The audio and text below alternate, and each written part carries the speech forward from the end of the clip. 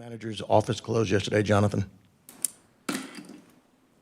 We're not here to answer questions. Jonathan can answer questions. Can he? No, it's public comment only. All right, okay. Okay. I was just curious whether him, Lacey, and Kurt were officially representing the city at Ms. Oakley's hearing yesterday. Also want to know, were they on the clock?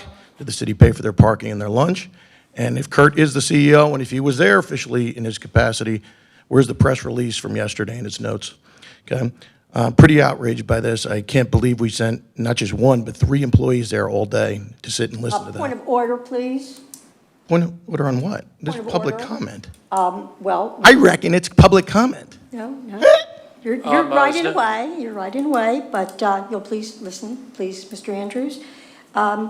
We signed a civility code for the city on August the 14th, and I'm sure you might have been here. I'm asking questions, Nope, Commissioner. no, would you please just listen to me a moment? I Sure, listened honey. enough No to problem. know I that reckon the I'll civility code is not being transmitted properly. It's not being handled correctly. First of all, the mayor has to indicate that she will allow my point of order, and then I'll explain why I'm doing it. I will allow your point of order. And the rest of the representatives have to say it's okay. Yes. Okay, we have a consensus. Anyway, I would like to bring this point of order because the civility code clearly states that there will be no personal attacks. Was that a personal attack? I was asking questions. Sir, I beg to differ with you, okay? We all have different. I can give you my notes if you want to read the question. I will say on the very first part, I do not think it was in order. I don't think it was a part of civility. Really? And I will ask you to either rechange, or the mayor can ask you to either rechange. Do not ask the same questions. It's a personal attack, okay? It's not a personal It's a- attack. I'm asking It is questions a about personal city business. attack. I'm asking questions about city business. And if you want to talk about the civility City code, Attorney, will It's you now please becoming, it's understand breaking that? down now. You're starting to go back and forth. who started that? The 3 minutes, you can use that time to ask a question, but there will be no answers. I understand that, and that's what I was doing. I was reading down the list of questions, Ralph. That's exactly what I was doing. There was no personal attacks. I wasn't saying anything about anybody. I have a I was tendency to asking do for. this too. I tend to interrupt people when they're talking. I do, So if really. you could try to keep that in mind, I have to keep it in mind also. If understand. she's discussing, let her finish, and then once she's finished, then you Okay. can, that's part of civility too, going back and forth. Civility. I have a question. From you guys. That's beautiful. Does tone of voice, does that have anything to do with civility? I don't think so, but if you can use your 3 minutes, ask your questions, and I did. it can be in the record. I got interrupted, Ralph. You saw that. The clock stopped, I think. Okay. You can start up again now. Okay, okay. And by the way, if you'd like to chat about civility, you wrote a little piece in the Beach Beacon That that is personally attack. attacked me. Personally attacked me, right? Please continue. I'm talking about a Okay, personal now I attack. think, but she's now- talking now about me we're- being a person. We're departing from the purpose of public comment. It's not to have discourse with individual Then commissioners. why did she start discourse? What are you talking about, Ralph? I didn't start that. Okay, my recommendation is that no one say anything. You give him his additional time to 3 minutes, and then we stop. I'm done. Go Okay, ahead. thank you. That's your honor. I was just explaining.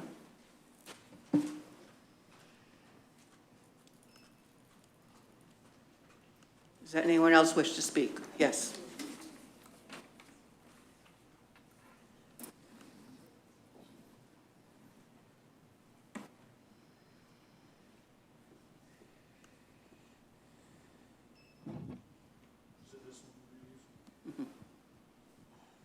John Hendricks, 569 Normandy Road, Madeira Beach. I do find it disheartening that part of the city staff went to the hearing yesterday. I'd also like to know whether or not they were on the city clock. I think it's amazing that we had an individual who was put in for the Civil Service Board that made the comment that because someone was accused of making a statement of a sexual nature, that they felt like that person should have been terminated. Yet at the same time, that person, along with you folks, were at the hearing supporting a commissioner who was up on state charges of sexual harassment. I think it's appalling. And I think it's time with the state's charges. I think it's time that Commissioner Oakley resigns. Thank you. Thank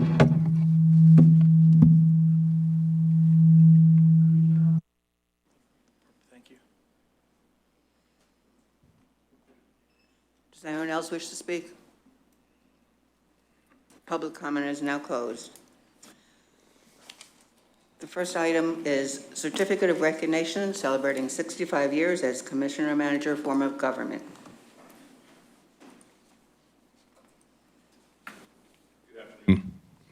Good afternoon, Mayor, Vice Mayor, Commissioners, City Manager, staff, and residents of the beautiful city of Madeira Beach. My name is Matthew Spohr, and I am the City Manager of the City of Safety Harbor, the Chair of the Pinellas County City and County Managers Consortium, and the Chair of the Florida City County Managers FCCMA Professional Management Matters Committee. For what it's worth, I also have 2 daughters who have graduated from Madeira Beach Fundamental, and I have a son in 3rd grade, so I'm in your community every morning.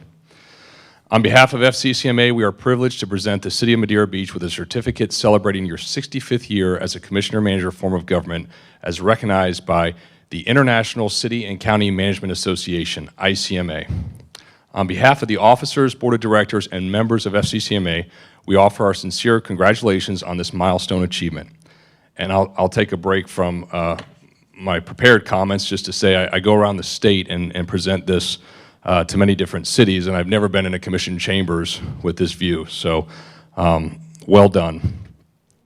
The Commissioner-Manager form of government was created to help separate administration from direct political influence and establish merit-based practices within local government. It is modeled after a corporation's framework with voters, being the stockholders, selecting a commission, which is the Board of Directors, who in turn appoint a manager, who is a professional executive, to advise the commission and implement its actions through ordinances and policies. In Florida, nearly 70% of all 411 cities, towns, and villages operate under the Commissioner-Manager form of government. And of the 67 counties in the state, all but 2 are professionally managed. The City of Madeira Beach is recognized as a champion of the Commission-Manager form of government. Madeira Beach is fortunate to have an ICMA credentialed and FCCMA member leading your city, and City Manager Jonathan Evans.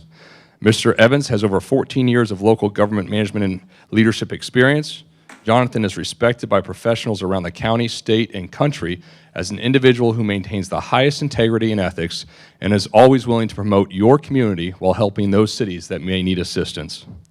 Mr. Evans leads a staff committed to providing the highest quality of life possible through the proactive operational strategy objectives of communication with elected officials, fiscal management, teamwork, accountability, community engagement, economic development, and legislative priorities. It is this symbiotic relationship between the commission and the manager that is a testament to a professionally managed organization, as well as to the motto, our team's only objective is excellence. On behalf of FCCMA and all the other commissioner-manager communities within our county and the state of Florida, we congratulate the City of Madeira Beach on this milestone achievement of being a commissioner-manager community for 65 years. At this time, I would like to present the commission and the city manager with this important certificate. And if I could maybe get a picture, if I could have someone take a picture, that'd be great. So I can prove to FCCMA I was here. Thank you and congratulations.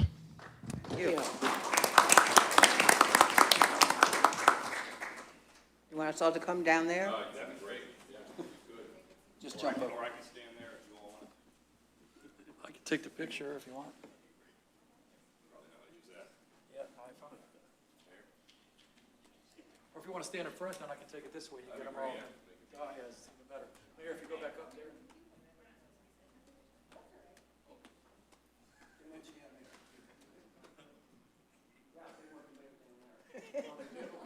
Just hush.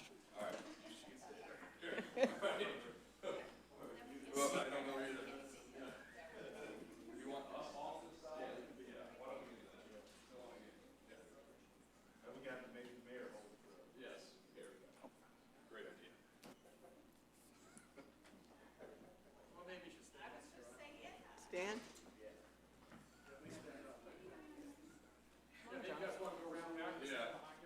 I know you want to avoid the picture. I was trying to stand I saw that, but this will work.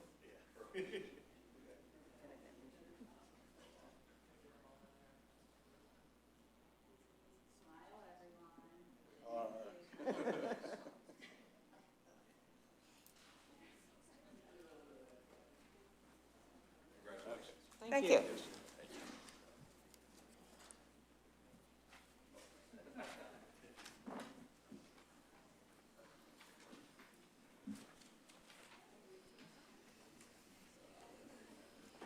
The next item on the agenda is the notification requirements for a neighborhood meeting. Director Portal. Madam Mayor, before we get into that particular item, it is the request of staff that we pull items E and F, and I will state those for the public record: Pocket Park maintenance update and John's Pass lighting project updates, and reschedule those to be heard by the Board of Commissioners at the October 23rd meeting. Staff would like to incorporate a little bit more detail and information in the presentation, so we're asking to postpone those items to the October 23rd meeting of the Board of Commissioners. I have no problem with that, but I did have a remark on item F. Should I just email that to you or just Certainly. mention it to you now? You, either way, whichever. Okay, you well, prefer. it's a simple, I mean, it's not simple, but I was going to indicate to you that the lighting, if it has anything to do with the lighting on the boardwalk, all of that lighting has been down on the boardwalk, as well as the ramps going, the stairwells going up from the extreme west side by Bubba Gump's on those steps, and then the other side, and that's what I was going to say. Okay. Okay? We'll take care of that. Thank you. Thank you. Madam Mayor, are we doing B or C? C. We're not doing B? B, item B. I mean B, yes. Okay.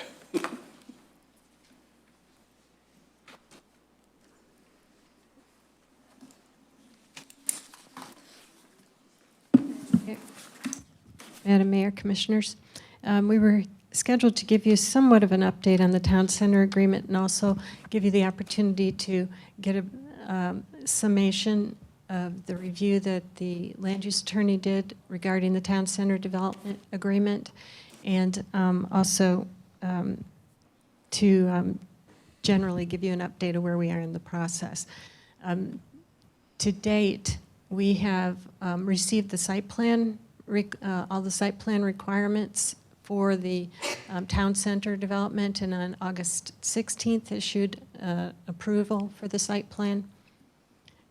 We also have in-house the building plans for what's intended to be the first building, which would go on the site where the Bronze Lady is currently located, and that is in review. The memo that we sent out specifies that we have reviewed the site plan in accordance with the code requirements in place at the time that the development agreement was approved. And the reason it's stated that way is that that language is in the development agreement, that we are obligated to use whatever code was in place at the time that the development agreement was approved. And we have made some site plan changes since then. For instance, that whole major and minor site plan review criteria was done after this development approval, obviously. And also all the fee changes, which was a big deal because when the site plan came in, our ordinance only required us to charge $300 for a site plan. And so that whole long site plan was brought in under a $300 fee. We are allowed to charge additional fees for extra hours, and there were a lot of extra hours that went into it. And so we're providing them with an invoice for all that additional services, but we weren't able to use the new fee code or the new criteria for levels of development. So that was the purpose in my stating that in the memo. When we go to the other buildings that's part of the town center, the other hotels and the condos, will they be under the new fee schedule or still under the old? They would still be under the old fee schedule, as I understand, unless I get other direction. But as I say, we're tracking our time very carefully for that. Now, the buildings themselves, the whole site plan has been reviewed. So the buildings themselves, when they come in, will use the building code rate that's in effect at the time because it amends itself in the code. And so they'll pay full review fees for the building reviews. the building code. So, and that's substantial. It'll be a lot. Can you tell me where the site plan review process is in this development agreement? Because I haven't found it.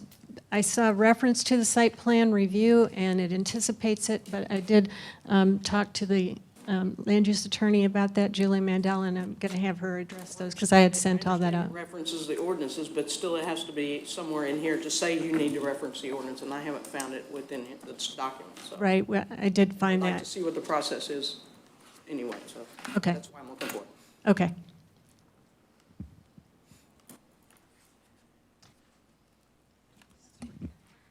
Good afternoon. Julia Mandel. I'm an attorney with the law firm of Gray Robinson, and am currently serving as your special counsel on land use issues, specifically reviewing both the ordinance approving the PD site plan itself, and the development agreement, and reviewing that against statutes, case law, and other issues in order to provide you legal guidance on moving forward with the approved development.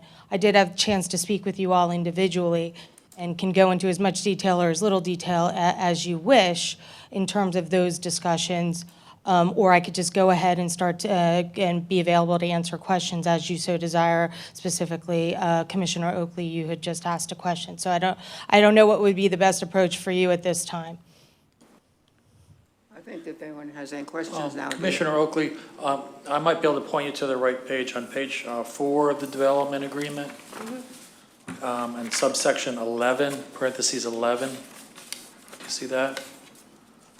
It begins final approval, and it says, the site's compliance with the site plan requirements of Article 2 of Chapter 110. Article 2 is actually site plan, the site plan review. It's section 110:31 through 35 in Division 1, and Division 2 is the review procedures. That's 110:51. So it's a little bit confusing because it says Article 2, but Article 2 is sections 110:31 through 110:51. That's where the site plan review, it says the site plan requirements, but that's where it comes in. 110:31 through 51? 110-31 through 110-51. That's all part of, that is actually Article 2, site plans, site plan review. And it is within, and I have looked at that issue, it is both within your development agreement, but it's also part of the whole premise of a 163 development agreement, which sets forth what codes are in place, what isn't applicable to any given development as it relates to the code in the place at the time the development agreement is executed. So whatever's in place, unless it's specifically not permitted to be reviewed as part of the development agreement, you still have to go through all of those processes. And typically, this is a site plan approval through your PD rezoning process. And this is in line with your code as well as codes all over the state. Once you receive that zoning approval, and in this case, you had a zoning approval coupled with a development agreement, which provided some additional process, you would still go through your general process, which you are doing today, as Ms. Portell has just stated, that you are going through the process of review of the more detailed site plan, making sure it meets all the criteria, making sure it meets the code correctly, and then from there, once that's approved, you move on to your building permit process, which really looks more towards Florida building code issues and construction standards. So you are following the process both that is in line with the ordinance as approved for the PD site plan, in line with the development agreement, in line with Florida statute, and in line with your code. As I previously had indicated to you and in my review, everything, although maybe not exactly ideal for what everybody would like to see in this site plan development approval, it was done legal and properly.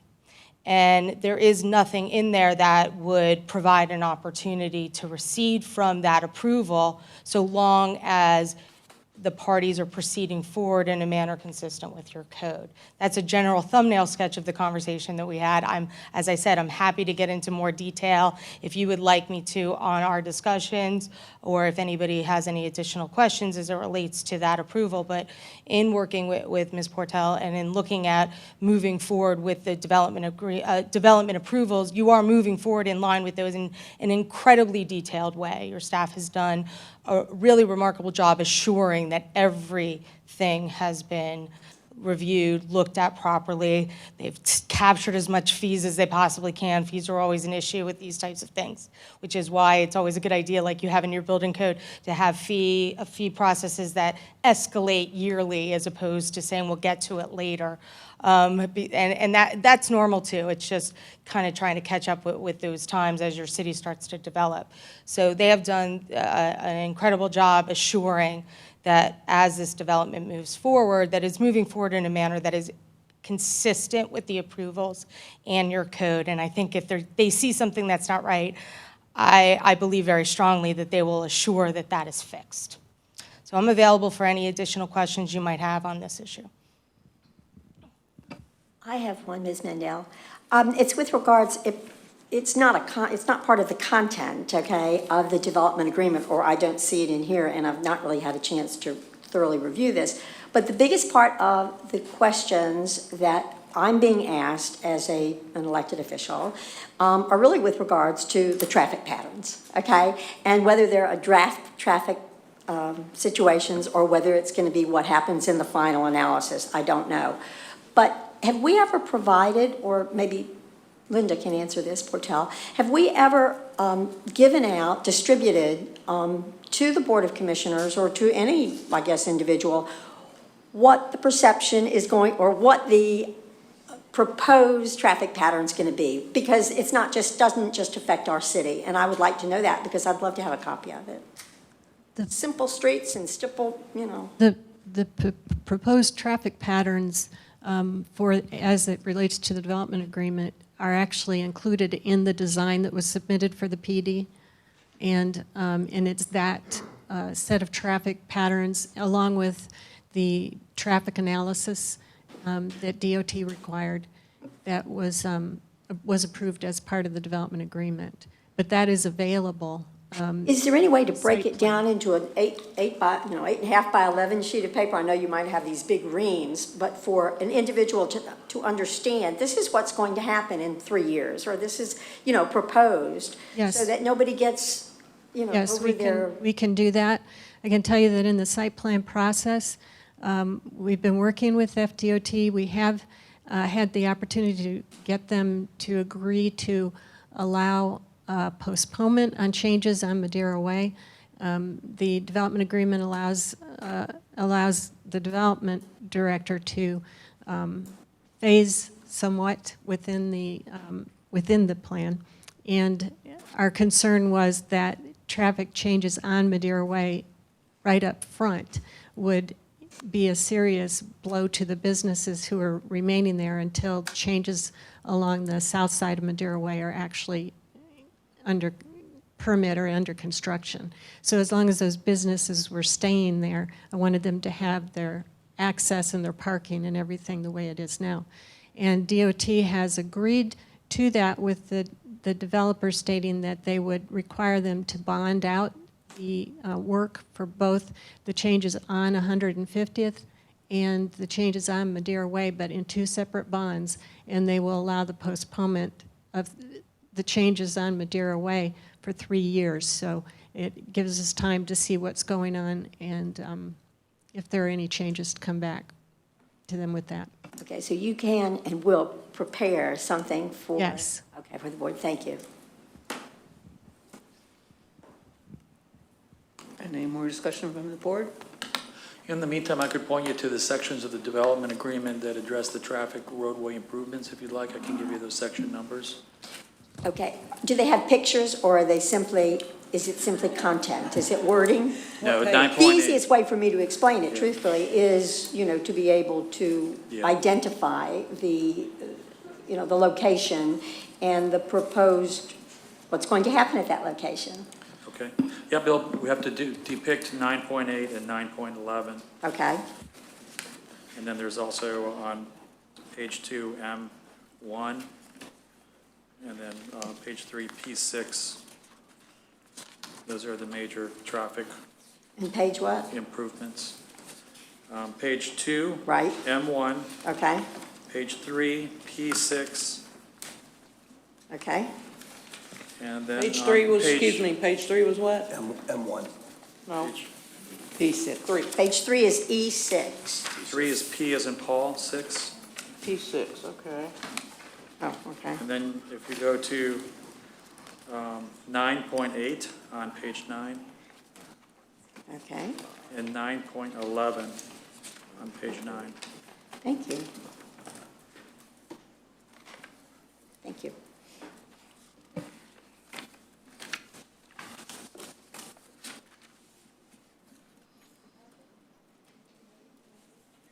Any more discussion from the board? The floor is now open for public comment on this item. Floor is now closed. Next item is C, notification requirements for neighborhood meeting. Linda Bertel. Madam Mayor, Commissioners, we have this item on because the board wanted to discuss it again, and we had suggested having Ms. Mandel come back and talk to you about it. There's a section in the code that requires neighborhood meetings, specific, it used to be for PDs, now we require them for all major development. And currently, the code says that we are the developer is required to do a 200-foot mailing to all owners in the area, inviting them to a neighborhood meeting or notifying them of a neighborhood meeting. Of course, we also post these things on our social media and on our websites, but the 200 feet was a serious concern for the commission. I know historically there have been times when the 200 feet didn't actually reach anyone. The code does allow the community development department to require them to expand that area or include other areas for mailing. And recently, when I've been meeting with developers, I've been specific with them about, parts of neighborhoods being notified and what impact their development may have, and expanding that to include additional areas. But in your discussion, you have been concerned that maybe it was appropriate to notify the whole city when we had those neighborhood meetings. There were some logistic and cost concerns about that, but we also had some concerns about the impact that had on standing within the quasi-judicial process. From the operational concerns, one is that those meetings are required to be held in a location proximate to the development, so sometimes it's hard to find a building or a space big enough to meet when you don't know how many people are showing up and you've just invited 6,000, because that would go to every property, not just population, but every property in town. But we did want to address the issues about notice requirements and standing within the hearing process. So we're going to ask Julia to come back up and talk to you about that, because she's had a lot more experience with that than we have. Again, Julia Mandel with the law firm of Gray Robinson, serving as your special counsel on land use issues. I have had a lot of experience with notice issues and have actually dealt with some litigation as it relates to notice issues. And while notice doesn't seem like it should be a big deal, you send a letter out, you send a postcard out, it's not a big deal. When you put it in your code or you otherwise codify that, you are actually creating a legal status for the persons that you're notifying. And under Florida law, you have an increased opportunity to bring an action, a legal action down the line if you are deemed an affected property owner. And part of the way a court determines you're deemed an effective property owner is as a result of a local government deeming you so by giving you specified notice. There is nothing in Florida statute that requires specified notice for property owners in a jurisdiction through a mailing. There are requirements for ordinances, for newspaper notices, but there's nothing that requires specialized notice. So you, as a governmental entity, are making a decision when you put that in your code, who are the most affected by this? So that's why those areas are chosen and why different jurisdictions make different decisions on who is affected. I have never seen a jurisdiction that says everybody in a jurisdiction is affected, because in fact what they're also saying is that all of those people can then potentially bring a lawsuit as it relates to that particular approval. And so what I would encourage you to do, if the 200 feet, which is actually relatively small, jurisdictions I've seen are between 250 and 500. Usually 500 is in more rural areas, 250 to 300 in more dense environments is appropriate, but you can look at your city and you can make that determination, is to put that in place. The other part you can do is also create opportunities for enhanced information notification that doesn't create standing issues or legal affected party status issues by either through a policy of your board or through other means, request that the development review team that you deal with put in electronic notice, maybe increased signage, putting things on your website and those things. Certainly if it's an open public meeting, meaning that somebody is required to hold this meeting as a result of the code, it doesn't matter if somebody who was not noticed shows up. And I think that also needs to be made clear so that nobody feels like, I didn't get notice, I can't go. You have every right to go, and those should be open to the public meetings. And if you're seeing that that's an issue, meaning unless you're invited, you can't show up, show me your card, then I think you should severely have an impact on that by making it clear through your policies that's unacceptable, and frankly, I think that's legally problematic if that's what folks are doing. I'm presuming that's not the issue. The issue is making sure your population knows when large developments are happening. So what I would encourage you to do is put in place maybe an increased notice opportunity, allow with parameters your community services director to be able to allow them to increase the amount of notice, but do it with some standards, maybe depending on where the development exists or what kind of development it is. And then also put in place some policies that say, hey, we want to make sure that these are properly, the information is properly sent out to the community at large.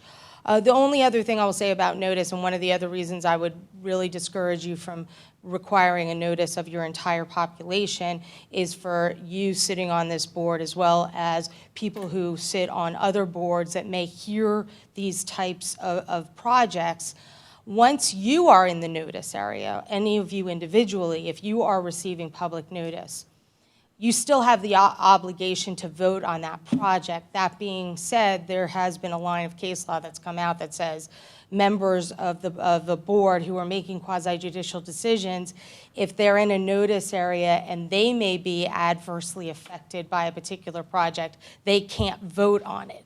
So you could find yourself in positions where your votes are challenged because you've received notice simply because the entire jurisdiction is being sent notification. So I would discourage you from doing that from a legal perspective. I would look at opportunities to increase your notice areas if you feel like your notice areas are not sufficient, and then provide for other opportunities for public information to know of meetings that are going on.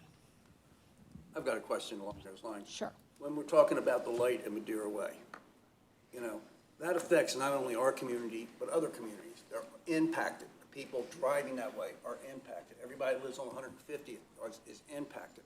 Anybody coming from Johns Pass on down and have to come and turn on 150th, they're impacted.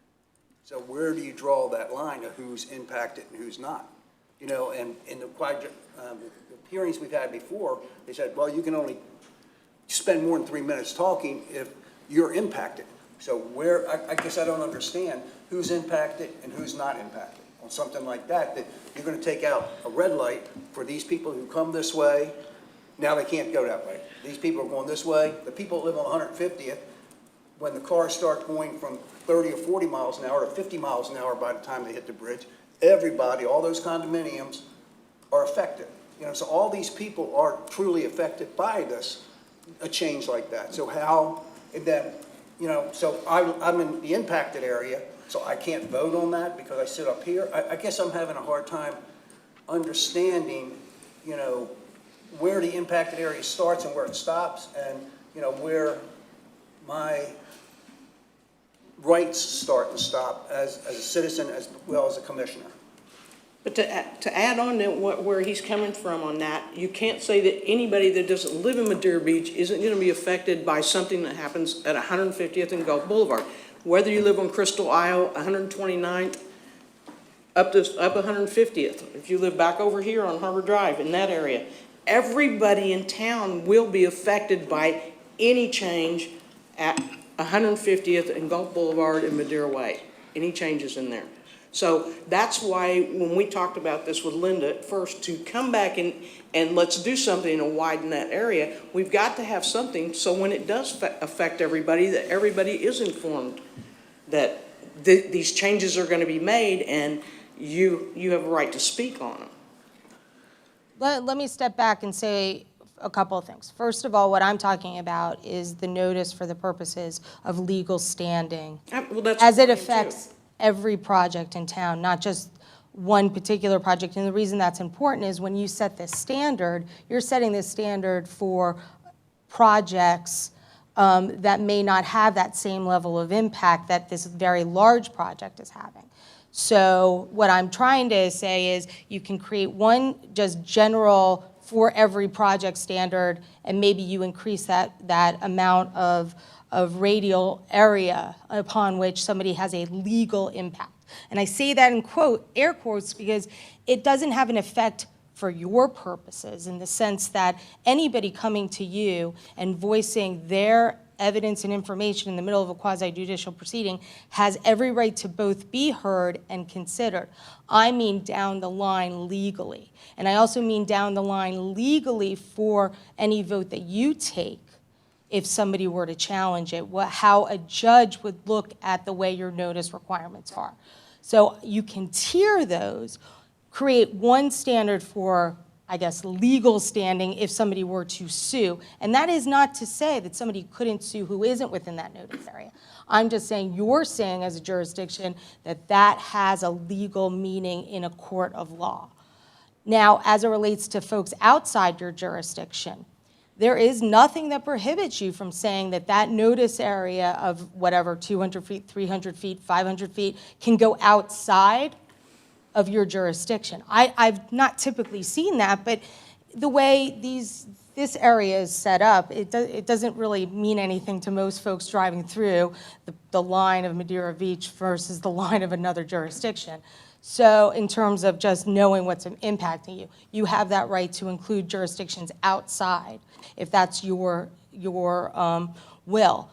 But I also think you can create a board policy that tiers the second line of notification, which says on projects of a certain size or on certain types of projects, you either want increased notice by way of electronic notice that isn't a legal obligation notice, but is something that your staff is doing to assure that everybody comes to that meeting.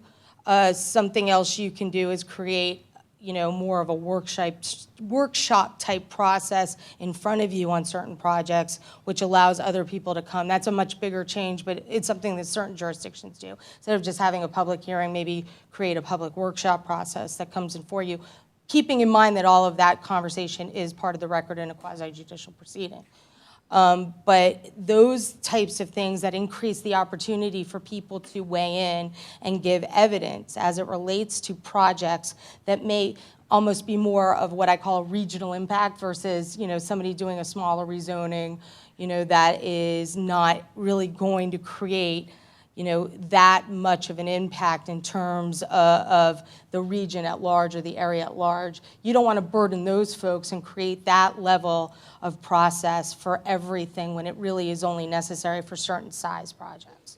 So that's what I'm trying to impart is you want to create a tiered process so that you're not catching into a legal quagmire as it relates to every project. I think to summarize too what she's saying so you understand it, you can give notice that an application has been received very early in the process and make a requirement that the applicant meet with the community while they're designing their project, rather than the typical notice in some communities that comes out, well, there's going to be a final hearing in 7 days, or planning commission meeting in 7 days, and that's after staff reviews already happened. So Sarasota County, Sarasota City, they all require that large applicants meet with the community first in a workshop before the project is fully designed.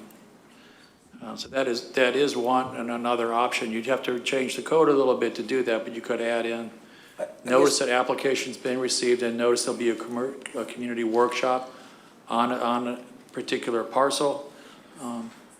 I guess what I was kind of asking, Ralph, is, in the past, in the previous commission, it was like, if somebody was being impacted, and they're within that 200 feet or whatever amount, they got to speak for as long as they wish, But if they live, I see.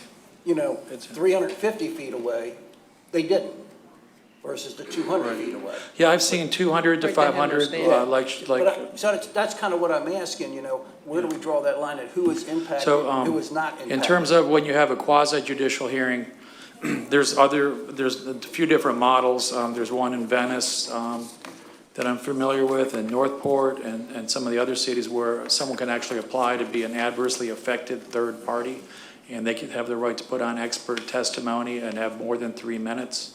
If someone is adversely affected, usually there's a determination by the commission. Do you live close enough? How does this adversely affect you? Usually they err on the side of saying, yeah, you are adversely affected, so we'll give you more than 3 minutes.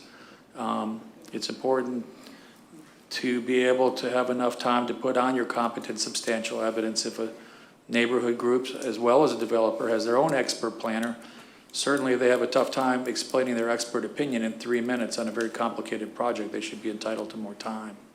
So that can be handled in a quasi-judicial procedure for the actual final hearing. And we could look at what we have now and see if there's any improvements. There's some model ordinances out there, but every city and county does it slightly different. So you're saying that we shouldn't limit the number, just have a public meeting? Well, if you're picking a number of feet, then you should consider your own surroundings. You could go 200, you could go 500. This is just about notice being mailed. This doesn't necessarily mean you have standing, although there are some cases that say if you're within the written notice, there's a presumption that you'll be adversely affected.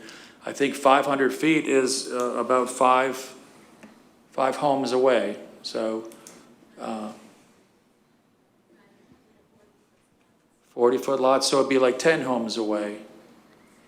So maybe that's too far for a home, but maybe it's not so far for a multifamily hotel or a commercial use. So that's like going into what, Julia, sorry about that. What Julia was alluding to in going in the tiered way of setting it Yeah, up. the tier is a good way to do it.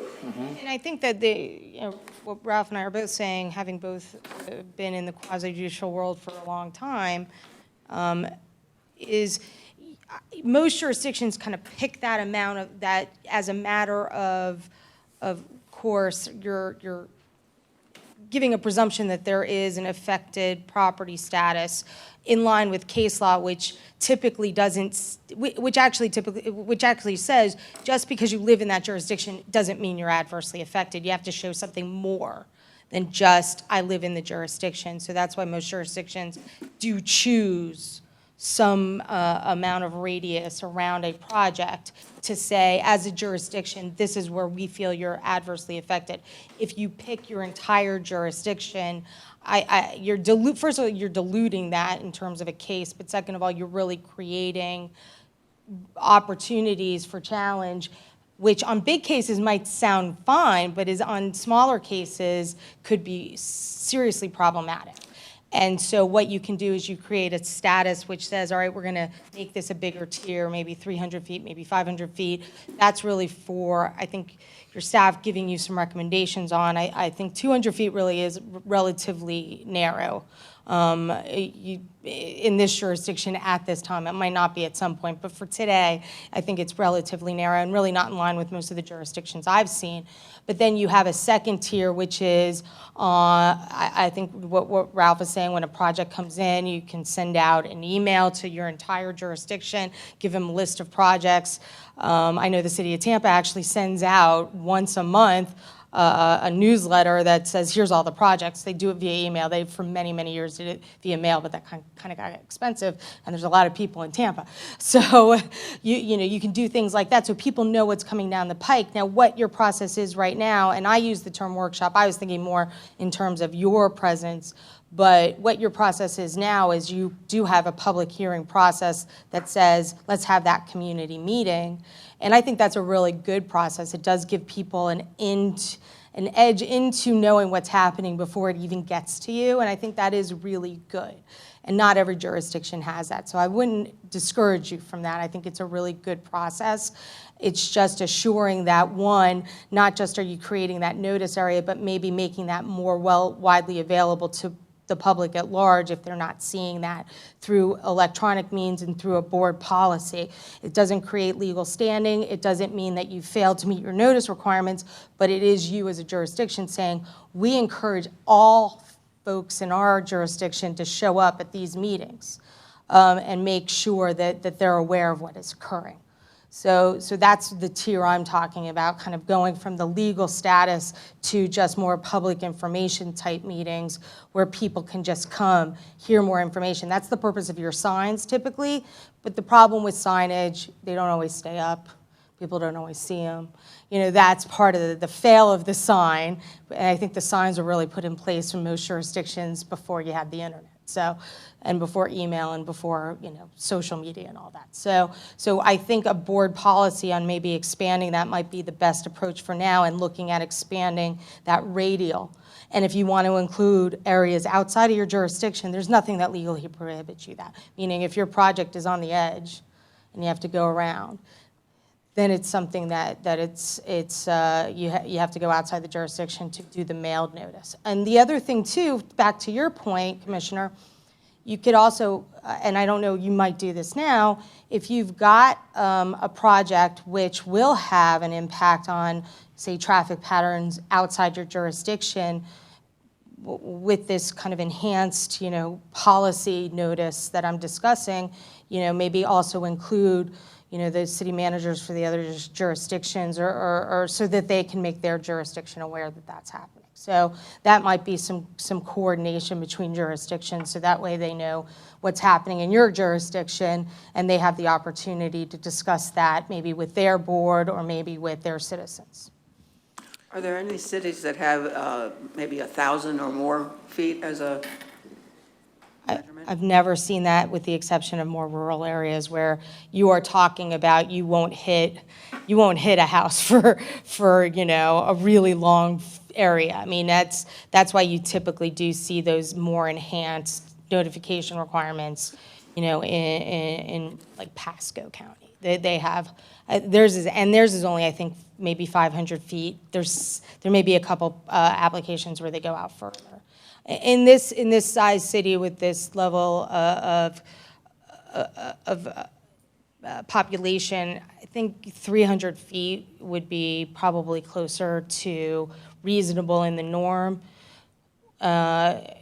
Maybe 250 or 300 feet, I think, is probably more in line with what you're seeing in most jurisdictions all over the state of this density. I don't really agree with that 300 feet, because if you took the property at the bottom of the bridge, say the Holton property, and you went 200 or 300 feet, you're barely going to hit the first building of condos there, where the other two buildings are going to be impacted by whatever happens on that property. So it's kind of hard to put like just a set number on how far out to go, because everybody along there would be affected. Well, like how many feet is it from the bridge to the beach? To where? From the bridge to the beach, how many feet? I have no Does idea. anybody have any idea? We can find out. Google. Yep. And that may be something you want to bring back and have somebody kind of put up a map. Well, if you go at 300 feet, you go at 500 feet. This is what it's going to look like.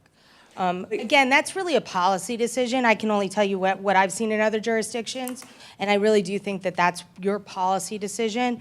But again, I think I would discourage you from making it too broad, because I think it'll, in the long run, create more problems than it resolves. Imagine if you have a case coming forward that had to notice 6,000 people, and you find out 2 of the notices are wrong. It's hard as anybody goes through this process to assure that you can get that many notices right. And I'll give you an example. I'm doing something for a client in the city of Tampa where we have to notice 800 people because there's several condo buildings around there. I mean, that's going to take a long time to make sure, and I'm a notice nerd, so like I'm going to be like reading every single one, make sure it meets. I'll be the one sitting there doing it, which is fine, but I'm just saying that you can see projects you love, projects you really want to see move forward, get caught in the mire of a misnotice or caught in the mire of not getting it all done correctly. And so I think there's a balance there that you want to have. Julia, can I ask you a question? Sure. Okay, as far as the number of meetings that they have, is that, again, a policy of the city itself, or would a developer have to say, I'll give you 3 neighborhood meetings and we'll discuss this? Or can they have as many as they want? Well, they can have as many meetings as they want. You make a decision on your process and what you codify in order to assure that when you finish the process and you approve or deny any quasi-judicial permit coming in front of you, that they've hit all of those requirements. So if you say they're required to have 2 public meetings in your code and it's an obligation and they don't do it, or they don't properly notice that, then they can't move forward. And if they do move forward and you get through the process and you've got an approved project, which is, again, what I was looking for with your previous project that we were discussing, if that project didn't hit all the procedural marks, then that permit is void ab initio and it needs to come back to you. And I've been actually involved in several pieces of litigation where cases have either not had a problem that someone raised because somebody was very meticulous in making sure they went through the process correctly, or the alternative where cases have had to come back. And so when you have a project that everybody's really excited about and they start hitting all of those marks incorrectly, it could cause problems, just like if you have a project where, everybody held their nose to vote on or they don't particularly like it, it also causes it to come back. So, that's why I think it's important that you set up the process the way you want it. If you want more required public hearings, you put that in your code. If you want to have it more of a board policy, put that in your code, in a board policy. So those are your options as it relates to there. But once you codify it and you make that part of your requirement for your quasi-judicial proceedings or your rezonings or whatever types of projects you want to put within this realm, if it doesn't get followed, it creates a legal problem down the line. Thank you.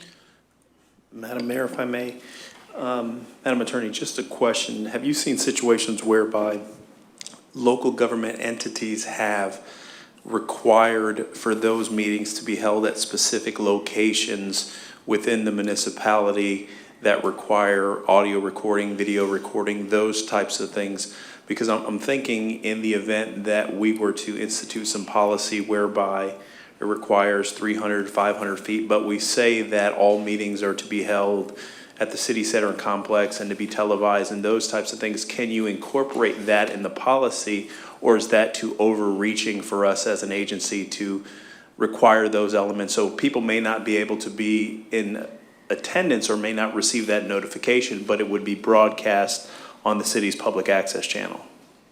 If you have something in your code which requires that to be noticed and the person didn't get notice, it doesn't matter if you held it here or someplace else, they've failed to receive notice. And they haven't, and so it fails. It's a failure of that meeting, and having it recorded won't necessarily cure that. But if you have a board policy which says we're going to have these open to the public so that everybody can watch them, for those who are not within the notice area, we want you to be aware of it. You can either watch it on TV, you can either show up and give your comments.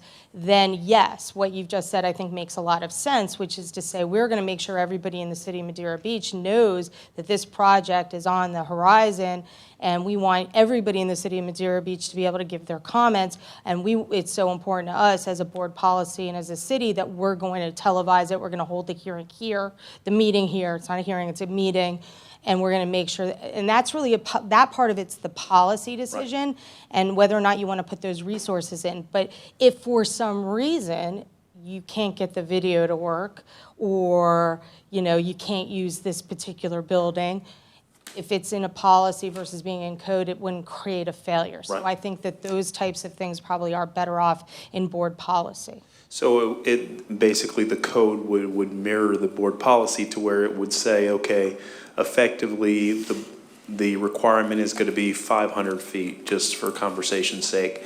However, the board policy to that is that the meeting is to be held at 300 Municipal Drive after 6:30 in the evening and will be televised and broadcast on the public access channel. That's a separate board policy. It's just in the notice requirements, the developer would have to effectively say, the meeting's happening here at the city center. We've noticed the impacted parties that have standing. It's just the location would be here, but we can, in fact, create a policy that allows for us to do that here. You can create that policy, and if that is the policy, and I'm a developer and I come in, I say, well, how do you want me to handle this? You say, well, you're obligated to do the notice 500 feet. Our board policy says this is how you're supposed to conduct it, and this is the way we'd like you to conduct it, and then maybe you even you give some authority to the city manager or the community services developer to say, you know what, that you can't use this building because that month nothing's available in the building, so we're going to let you hold it over here, and that's okay, and it won't be televised. And it's just one of the things that, because it just won't work out logistically, it doesn't cause the failure of the process. Right. And just let me give you a caveat here. Can I guarantee you that somebody in the world wouldn't raise that as an issue down the line? I've seen enough lawyers who'll raise a lot of different issues who could raise it. I've never seen a case on something like that go awry, like because of a board policy. Those are typically just the way you run your meetings. But I give that caveat just so you recognize that I can't guarantee anything in terms of what a lawyer won't bring. Thank you. And Madam Mayor, just to address the comment that you made earlier, from the property line at the Holden's property to Holton's property to the beach is approximately 2,599 feet per Google. Okay, thank you. Approximately per Google. So as I understand it, if we expand that number, we can still, and we'll get to the public comment, we can still have it in the city hall, have it televised, and invite other people as well. Is that correct? What I would recommend is amend your code for whatever that small notice, when I say small, I mean as compared to the entire city, that smaller notice radius is. Make that obligation, the requirement. And from there, creates a policy which says, this is how this board intends for those neighborhood meetings to be scheduled in chambers, to be televised. All members of the public are invited to come, and that as a matter of policy, you're requesting your administration to use whatever means possible to notify the general public of those meetings, either through make sure you use electronic means, so nobody thinks you have to send out the number of mailed notices unless that's your intent. But I think that would be a pretty onerous thing to put on your staff. I think the email list is probably the easiest, and put something up on your webpage. So I would do it through that two-tiered approach. Discussion?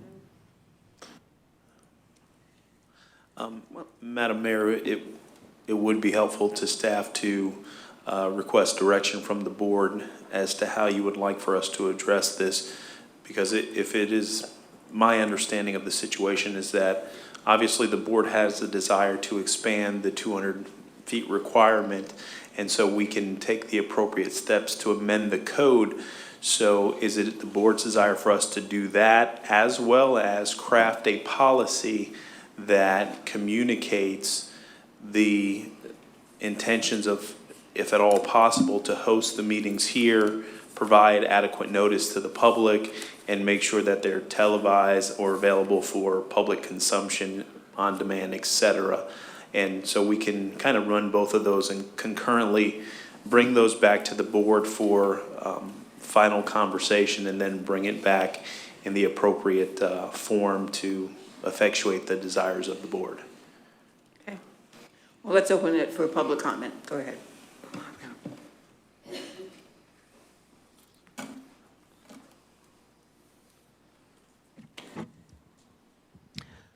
Robert Preston, 425 South Bayshore. A lot to chew on in that last 30 minutes. The civility code, you talked about it not being personal, and you're making this personal on the distance on this. You need to think about the whole city and not being personal about it. Also, we talked about signage and the signage falling down. I brought this up before. Those digital signs that you could put at the 3 entrances into this city would cover this. Everybody would be able to see it much better than the website or anything like that. We've got a lot going on in the city at different times. That digital sign would just be absolutely wonderful. With you trying to extend this to an unreasonable length, you're putting the builder or the developer under subject to undue costs that he shouldn't be experiencing. The attorney said that normal for a community this size is like 300 feet. I think that's reasonable. It's more than 200. 300 is reasonable. If you want to make it outrageous, you're hog-tying other commissions that come down the road after you, and they have to go back and change all this again. So why do you want to do that? Because it's unreasonable. What you're trying to do is unreasonable. How far is it? How long? If the Holton property, you just want to get it to your property, I think that's wrong. Public meetings for attendance.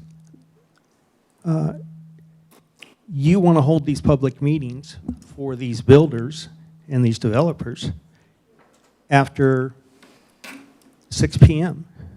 in the evening so people can attend. But yet, you won't do that for your own meetings, like this one. I find that highly conflicting.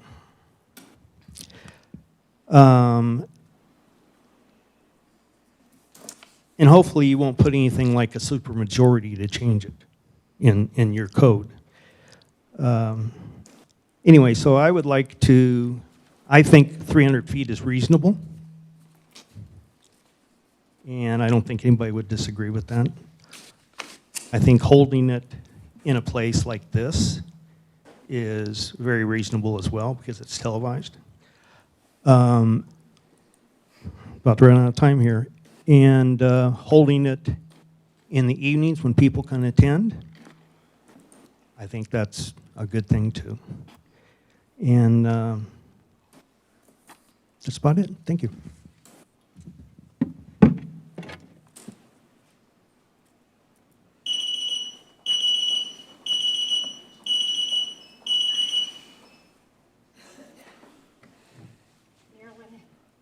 You want to pick up the handheld?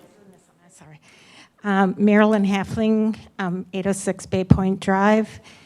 And I've been listening to this conversation about distance and notice, and I think many of the problems we've had in this town have been for lack of notice. We're busy people, doing all kinds of things. Many people do not pick up the beacon, and you can get slanted stuff from the St. Pete section of the Tampa Bay Times, depending who talked to the reporter from there. the Beacon's a little bit better, but they don't warn us ahead of time what's coming or cover these workshop meetings and things very well. And I just don't see for a city that's 2 miles long and a smile wide, as we once said, why we can't have notice to not written notice to everybody, but real notice, like on the website and on, signs through the city about development issues, so that people can come in. It will save everybody's time not to be hearing through the grapevine of what somebody's going to do and all this speculation. But before people get into big formal stuff, instead they talk about whatever property it is. Because we're in redevelopment, and hopefully with redevelopment, we're going to do better than the original development, using property in a better way, and smoothing out some of the difficulties that we have, and making room for bicycles and pedestrians and modern life, instead of, getting big buildings down at John's Pass that barely give you any kind of comfort zone between the traffic racing to the bridge and where you're walking. So some of the newest developments coming onto 140th also, that tall building is awfully close to the sidewalk. And as a pedestrian or a biker, and the kind of traffic we have, it's better than it's been in the past. The 25 mile an hour on residential and 35 mile on Gulf Boulevard, if people really follow that and look, we only have a couple stoplights, and if people look, the traffic can be managed and be safely, but I think more notice is better, and I can't imagine that it's going to be a hardship on the developer if we start early instead of trying to have people start getting paranoid that somebody's trying to put something over us during the Christmas holiday, for instance. Thank you.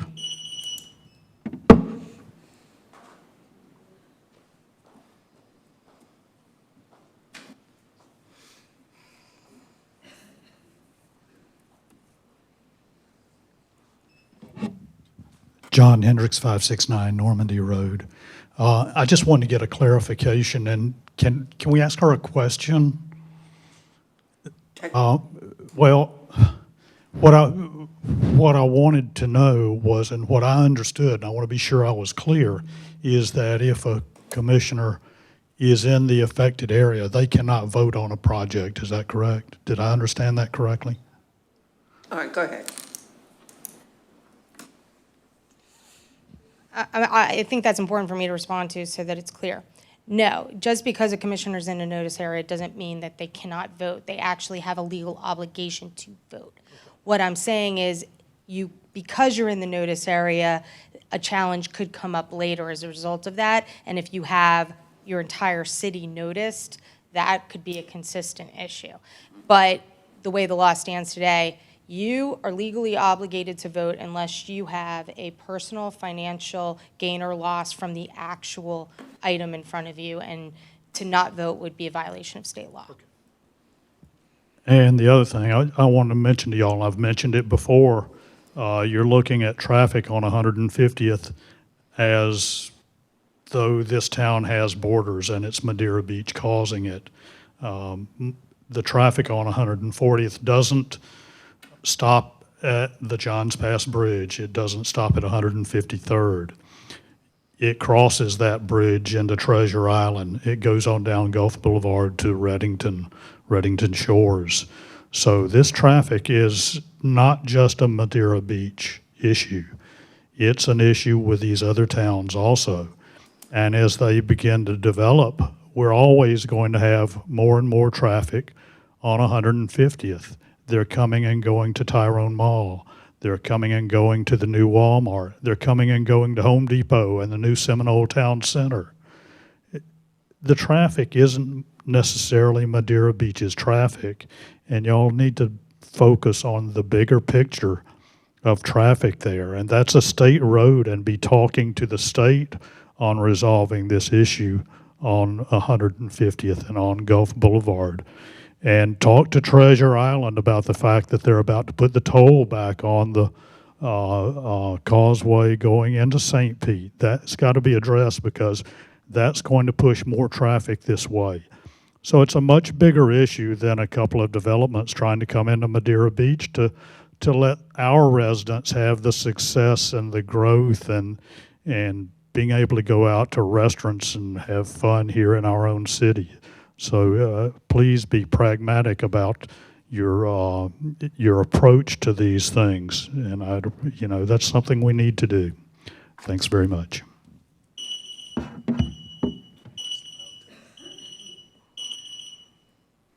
Does anyone else wish to speak? All right, public comment is now closed.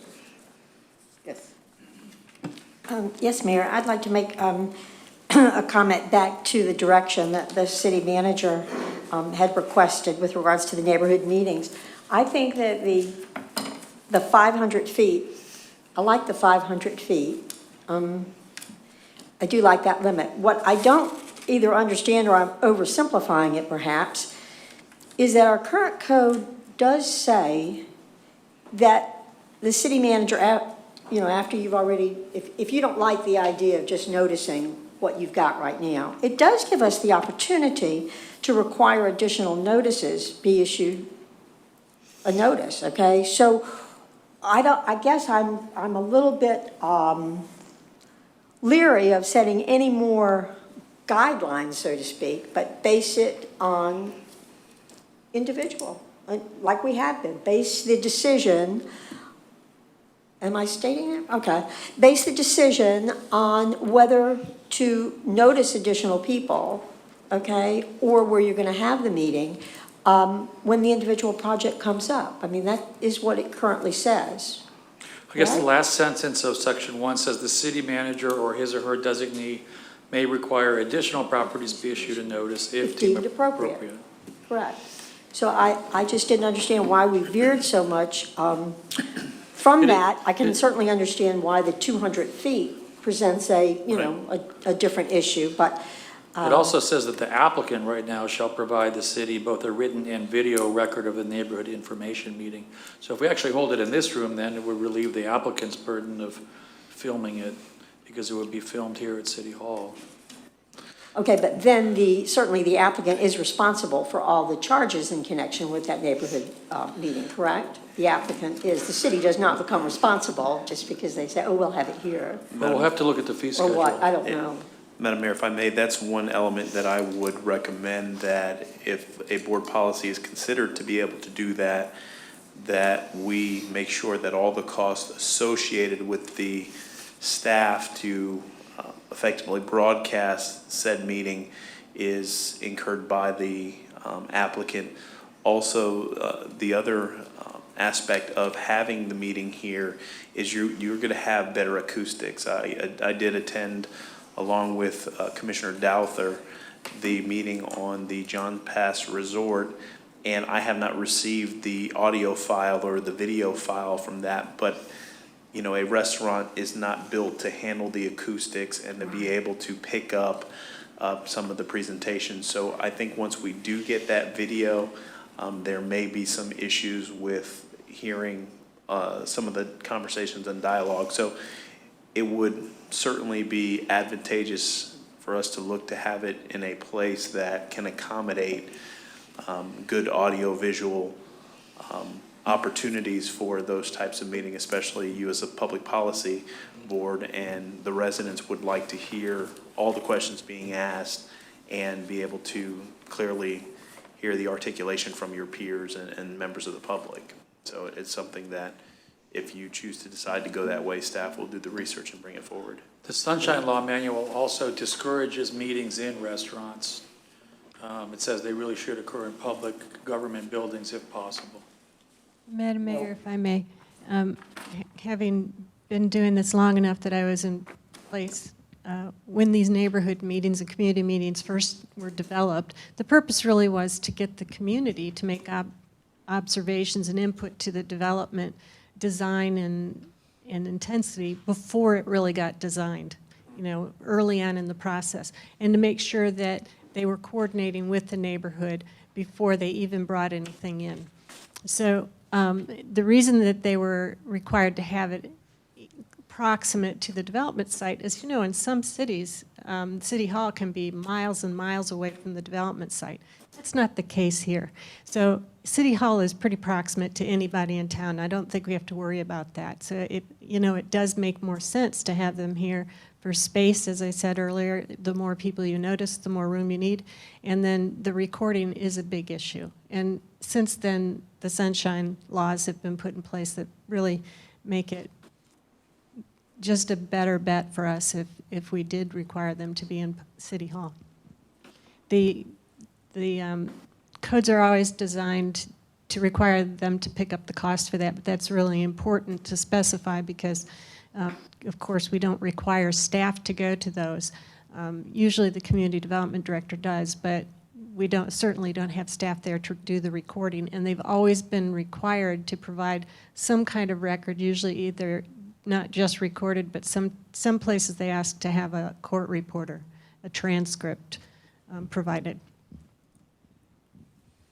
I had a couple comments on it. Number one, I think what Julie brought up about having a tiered, it's on, having a tiered system, because if I'm talking about a house down on Normandy, I think 200 feet is more than enough.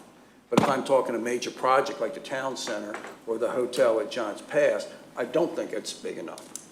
I think, we should have a tiered thing based on the size of the project. Now, does it break at 50? Does it break at 100 place? I don't have, I think we need to do some research on that. Maybe you could use the table that's in the materials from the code with the minor, intermediate, major, residential, non-residential, and parking. We kind of went through that with the planning commission and the commission when we were adopting those different types of development. The sizes, minor, intermediate, major. For example, residential, the minor is 1 to 4, intermediate's 5 to 20, and major is 21 or more dwelling units, planned developments. Yeah, like I said, along those kind of lines. The next thing I don't understand is, like for the hotel that's going to be on Madeira Way, does that include the whole project? So it would be 200 feet from the last condo that will eventually be built out? Or is it just 200 feet from that particular project, at this point? You understand what I'm asking? Right. The hotel that's been on Madeira Way? Yeah. Yeah, that one's not even required to go through this kind of hearing because it was adopted under, it's only subject to the old code, so we would not have any neighborhood meeting for that building. Okay, so you don't even have to do it 200 feet. So that's kind of what Correct. we need to kind of look at and put into practice, that anything that's built, if it's here, if it's John Pass or anything in between, Now, if it weren't part of that development agreement, it would definitely require the meeting. And then we would measure it from the parcel, the edge of the parcel, all the way around. And The entire parcel. Yes. The entire parcel, okay, so what do you Right. do? And then the other thing, and I brought it up, and Mr. Hendricks brought it up also, the impact that it is having, like on Reddington and Reddington Shores and Treasure Island, and, and once they put those, that toll road back in on the Central Parkway there, out of Treasure Island, it is gonna force more people to come this way and go across versus, it might only be a 10-cent toll, but you're gonna find people that don't wanna pay the 10-cent toll that's gonna come this way. So I think, these are all things that need to be looked at that aren't being looked at this point. And I think it's very, very important, and I brought up to Mr. Evans before, and I think you were sitting in the room with us also, Linda, that, if FDOT says, hey, we're gonna do away with that red light, period, we need to do something on 150 to slow the traffic down before somebody's killed. If that's put a roundabout in there, I don't know what it is, but we need to do something to slow it down and allow these people from the 3 condos and eventually the Holton property to be able to enter and exit without taking a chance of their life right now, and I think these are all things that need to be looked at and being very serious, safety safety and everything else. So, If the toll bridge goes back into operation and traffic alters, then everybody who comes in with a traffic study is large enough to require a traffic study is going to pick up that additional traffic. So they can't, any new development will not be able to use a traffic study that's already been done for somebody else's development. They're gonna read in anything that has been approved.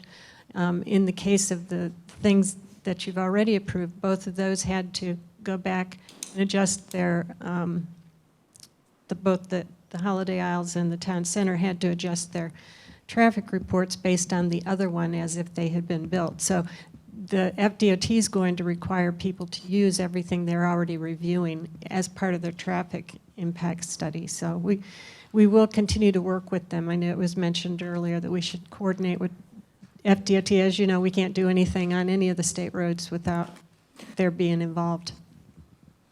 thank you. I'd just like to make a comment, and I agree with Bob Preston. I think that we advertise other activities and events here in the city with those electronic signs on 150th. What's the problem with us having a sign out there advertising the meetings here at City Hall? I feel that information will get out faster to a whole lot more people than doing that on the internet, because a lot of people really today do not have computers. You'd be surprised at the few people, the elderly, they don't. And they depend on the newspaper or word of mouth of someone. But to see an electronic sign over 150th, even if we just do one sign, and see the impact that would make in people attending the meetings for these developments so they are aware of what's going on. And then have it at a reasonable time after they get off work at, 7 or so, that'd be great, so more people could attend. In regards to the timing, these are always required to be held in the evening, as if they were public hearings so that people can attend them. And in regards to the sign, if the city is going to install a permanent electronic sign for messaging, then we would really need to amend the sign code. It's about to come back to you anyway, because those are not allowed in the city. And the one we have in front of City Hall is allowed only as an emergency notice situation, and technically it was in violation of the code itself. But even if the Otherwise, sign was just there temporarily, it's not like it's going to be there forever. Yes, you can do Just when you temporary have signs. the meetings, just to notify the people of the meetings that have happened here at City Hall. It's not like it's going to be there every day advertising something, just on the nights or days that they're going to have the meetings, so people are aware of it. That would be something we'd need to require the developer to pay for, because we wouldn't be able to budget for it, and typically they are responsible for all the costs associated with those meetings. I don't know what cost that is. And again, it would be a privately funded moving message sign or electronic sign, so we'd still have to amend the sign code to allow for that. You typically don't allow those, and we'd have to get permission as well, because FDOT doesn't like signs along the roads unless they put them up. You know they're good at doing that. But we would have to work with FDOT for that kind of permission. Well, I just want to say, I think in today's age, we're getting the message out about a lot of different things, especially now that we have an information specialist. I mean, you see things coming up on Facebook, on network, neighborhood, next door. And most people, I agree, there's a lot of elderly people who don't have computers, but their neighbors do, and the information is going to get out there. So I think we're much better prepared than we were when these two developments first came along. So I think we just need to decide how many feet is reasonable. To do what? How many feet? I kind of like the thing of having the 2 or 3 meetings up front with the community in the beginning of the development stage, because it gets the community involved in the whole process of it. Before you have the required meeting. Right. But I mean, you're going to know the property, so you're going to do the 500 feet, and then, I don't know, maybe the second, third meeting could just be electronic, email, social media, whatever. But I did like the tier thing. So you go tier 1 at 500 feet, and then a public information type thing going out, either electronic means or, I don't think we need to mail one, but, you know, every other available source that we have to put it out there to let the general public and the rest of the city know that something is going on. You know, if you want to be a part of it, you can come to the meeting. And I do like the one thing that's in there now is the city manager Can expand. You know, Or is his required, designee. he can extend the area to be noticed. Right. So if something comes up and we need it to do it, you know. We can still make then we can still make that little adjustment in there on it. And it's probably not just extend the area, you could probably decrease the area in some circumstances. Perhaps. So I'd put extended / reduce, because it might not need 500 feet. I mean, 200 might be good, like in a neighborhood or something. For that.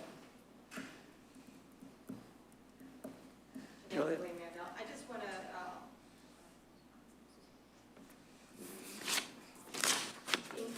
in terms of tiering the meetings like I discussed, what I was suggesting is you create a standard in your code.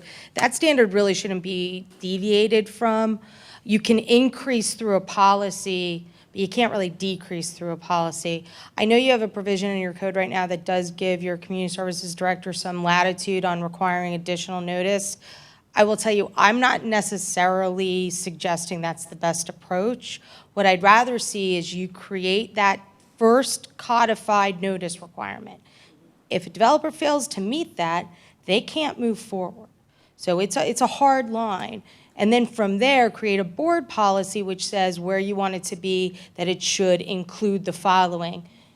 Email notifications to the city at large, something up on your website, that it should be here, that the applicant is required to pay for it to be here. And frankly, I do think your meetings really should, your public information meetings really should be in chambers. I think that's a great idea. And in fact, you may even want to consider codifying that requirement. So it's a hard and fast rule, so they can't be at a restaurant. I just think as a general matter, that's a better idea.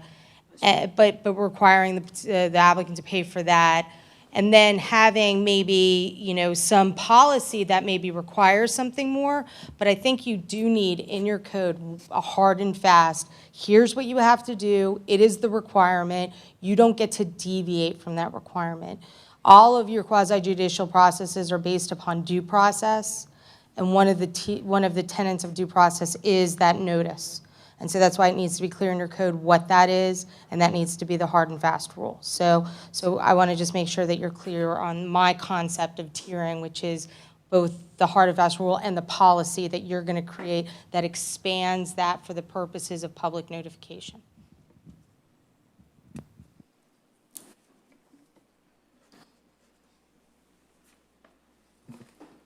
I'd like to see the city kind of, you know, figure this out and come back to us with some recommendations. I think that, you know, both on the tiering method and the cost and all this kind of stuff at the next workshop, so we can kick it around, I think.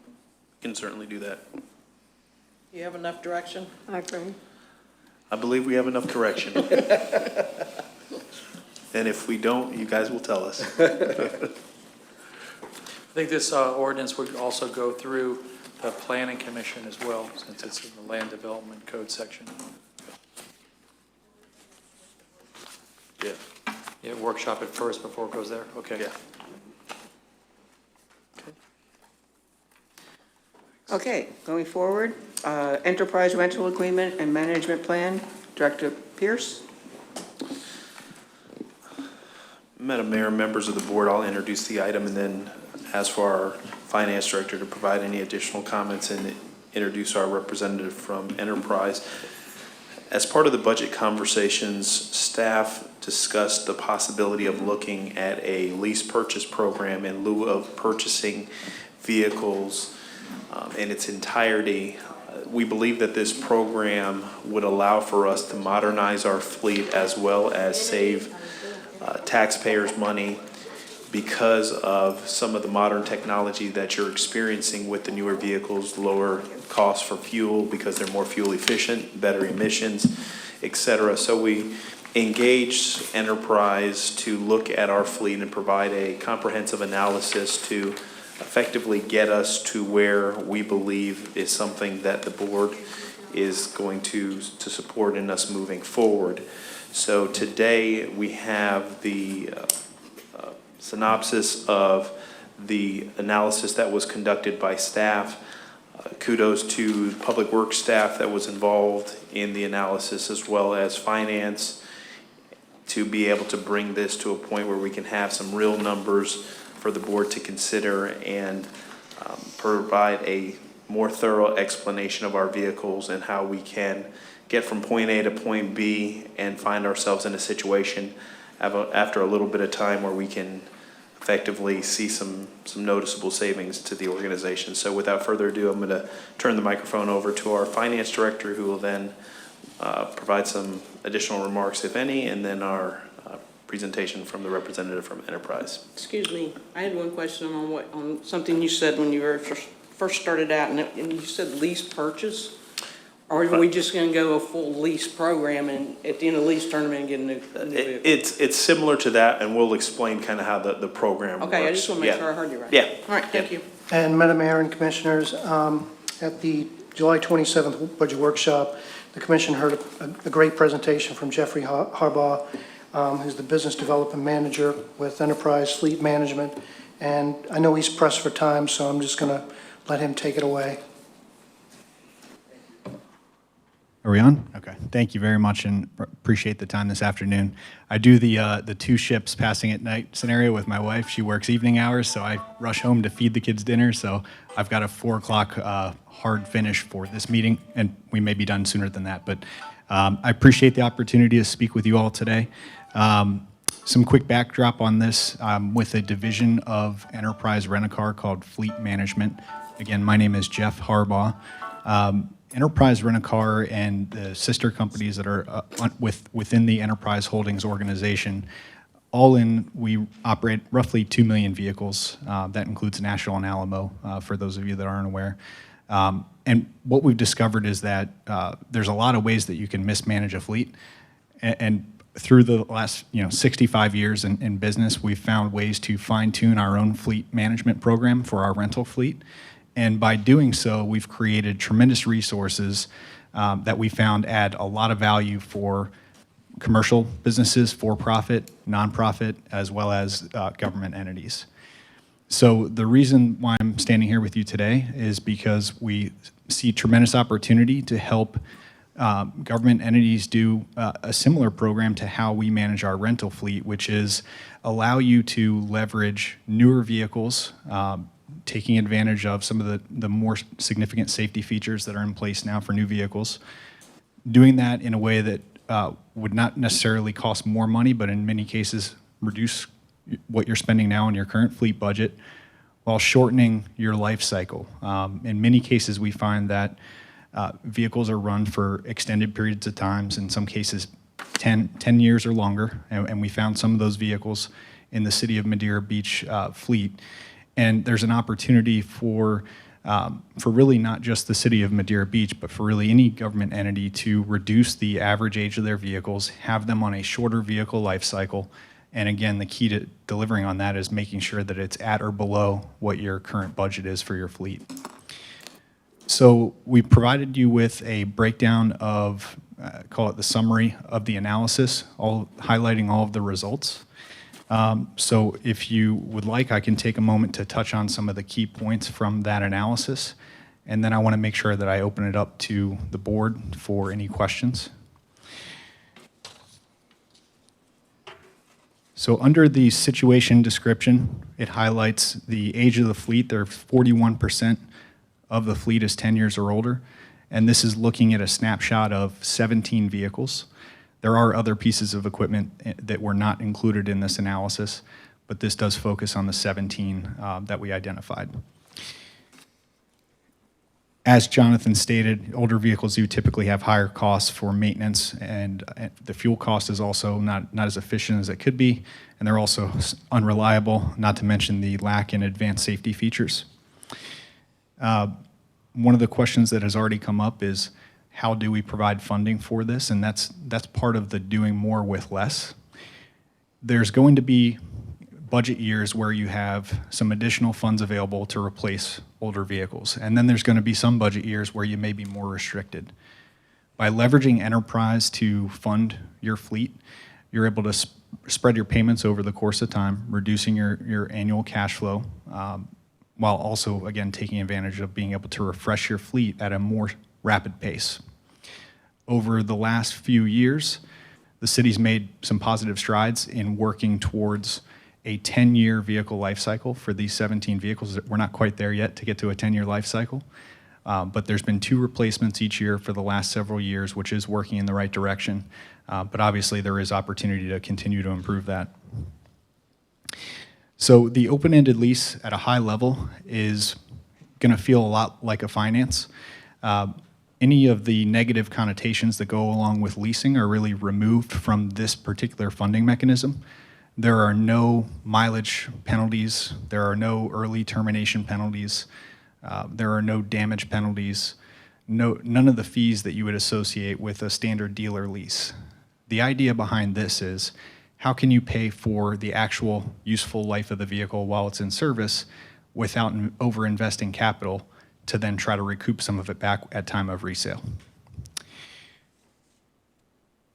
Okay, so moving on to the results. By leveraging a reduced vehicle age, you're going to see roughly 70% reduction in maintenance cost by making that transition to a newer fleet. One of the tremendous strengths that we provide for our clients is that we help them not only procure vehicles to acquire them, but also dispose of vehicles at the end of their life cycle. And that is going to include existing city vehicles that may be 10 or 12 or 15 years old, as well as at the time of disposal for your enterprise deliveries, we're also going to facilitate the resale process for that. And we do a really, really strong job when it comes to results. We average about 113% over Black Book average, which is a commercial index comparing similar makes and models. So we do tend to outperform the market. And there's a pretty significant reason behind that. That's really the secret sauce for our rental fleet. The way that government buys vehicles is you have substantial rebates with the manufacturer because you're buying in such large volume, and enterprise rent-a-car really is doing the same thing. Our model is a little different because we're replacing vehicles every year to 2 years, generally speaking, whereas government, in the long term, it's generally more cost-effective to do every 4 to 5 years, somewhere in that range. But the philosophy is still holds true. Over the course of 10 years, because we projected out a full 10-year model for this, that allows us to have full implementation by the completion of year 5, and then that then shows the second 5 years as a sustainable long-term program. So we do that so that we can show you a long-term sustainable savings. So if you look at the second 5 years of the fleet planning analysis, you'll see that average sustainable savings is right around $12,000 per year. And again, doing that while we're now below the budget, but we're also providing newer vehicles, and again, at a lower cost with a lot more safety features than some of these older vehicles have. As you move on to the bottom of the third page there, where it says fleet profile, you can see that we've shown what vehicle classes each of the vehicles that we looked at for your fleet fall into. It also shows what years they're projected for replacement.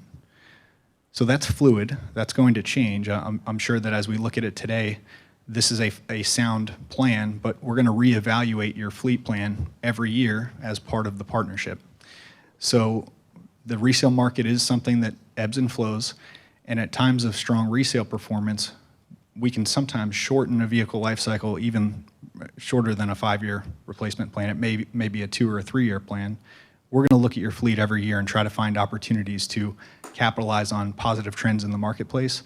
Or on the other side of it, we may say, okay, there's some vehicles you may want to continue to operate a bit longer because maybe there's a negative trend in resale. And resale is a significant part of the reason you would replace your fleet on a shorter a shorter life cycle.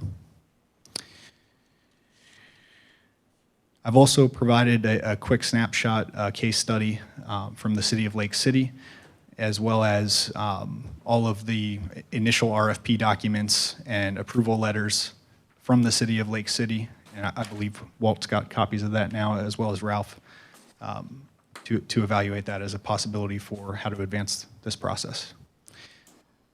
So with that being said, I think I touched on some of the key points, but I want to, again, make sure I open it up for questions from the board. Question. So you're looking at a 5-year lifespan and rotating them every 5 years? Correct. No unlimited mileage? Correct. Okay. What if it went to a shorter life or a longer? Could you talk to me about that? Sure. So mileage is not really going to play a role in, there's no penalty or anything along those lines for changes in mileage patterns. The only thing that really impacts is resale value.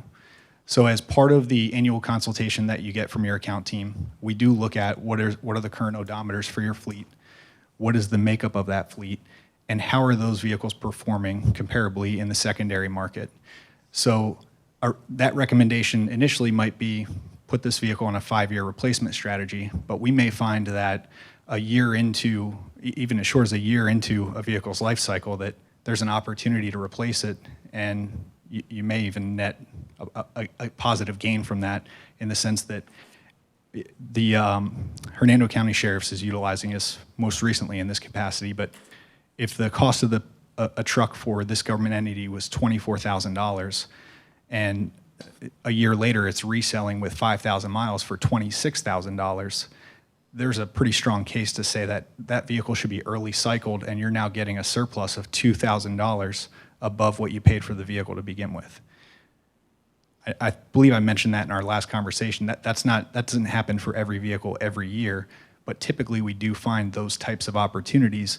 And ultimately, our goal is to try to reduce the amount of depreciation that you're paying down on your fleet, so that really all you're paying for is oil changes and some of the more efficient, fuel. So that recommendation will change from year to year based on market conditions. Okay, my understanding of leasing is, let's say I'm buying vehicle A for $50,000, okay, and at the end of 3 years, the dealer can resell that vehicle for 35 or 25. So basically, they're looking at me paying 25,000 of the 50,000, and they're going to go out and sell it for at least 25, if not more. Is this working the same way? No. Okay. Well, That's what I was yeah, kind the big difference is the dealer wins 100 times out of 100 in that scenario. That's true. They're in business. Right. So we function a bit differently, and again, that's one of the unique differences, is that you really, as a city, you have ownership rights to the vehicle. And what we are doing is capitalizing on your ability to buy low and then helping you sell high. Okay. And then that gain at the time of sale, that is your equity. That would, if that was a $10,000 benefit, that would be your $10,000 benefit. By the way, we would still maintain our same insurance carrier, and the coverage would be through would remain the same through our present insurance carrier. Well, I know with insurance, like if your car is 10 years old, your insurance is higher than if it's 3 years old. Right. Each year, your insurance goes up that you own a car. Right. So that's kind of where. So we're hoping for some savings here if we're trading out. And that and the maintenance costs, that's Right. that's kind of what I'm looking at.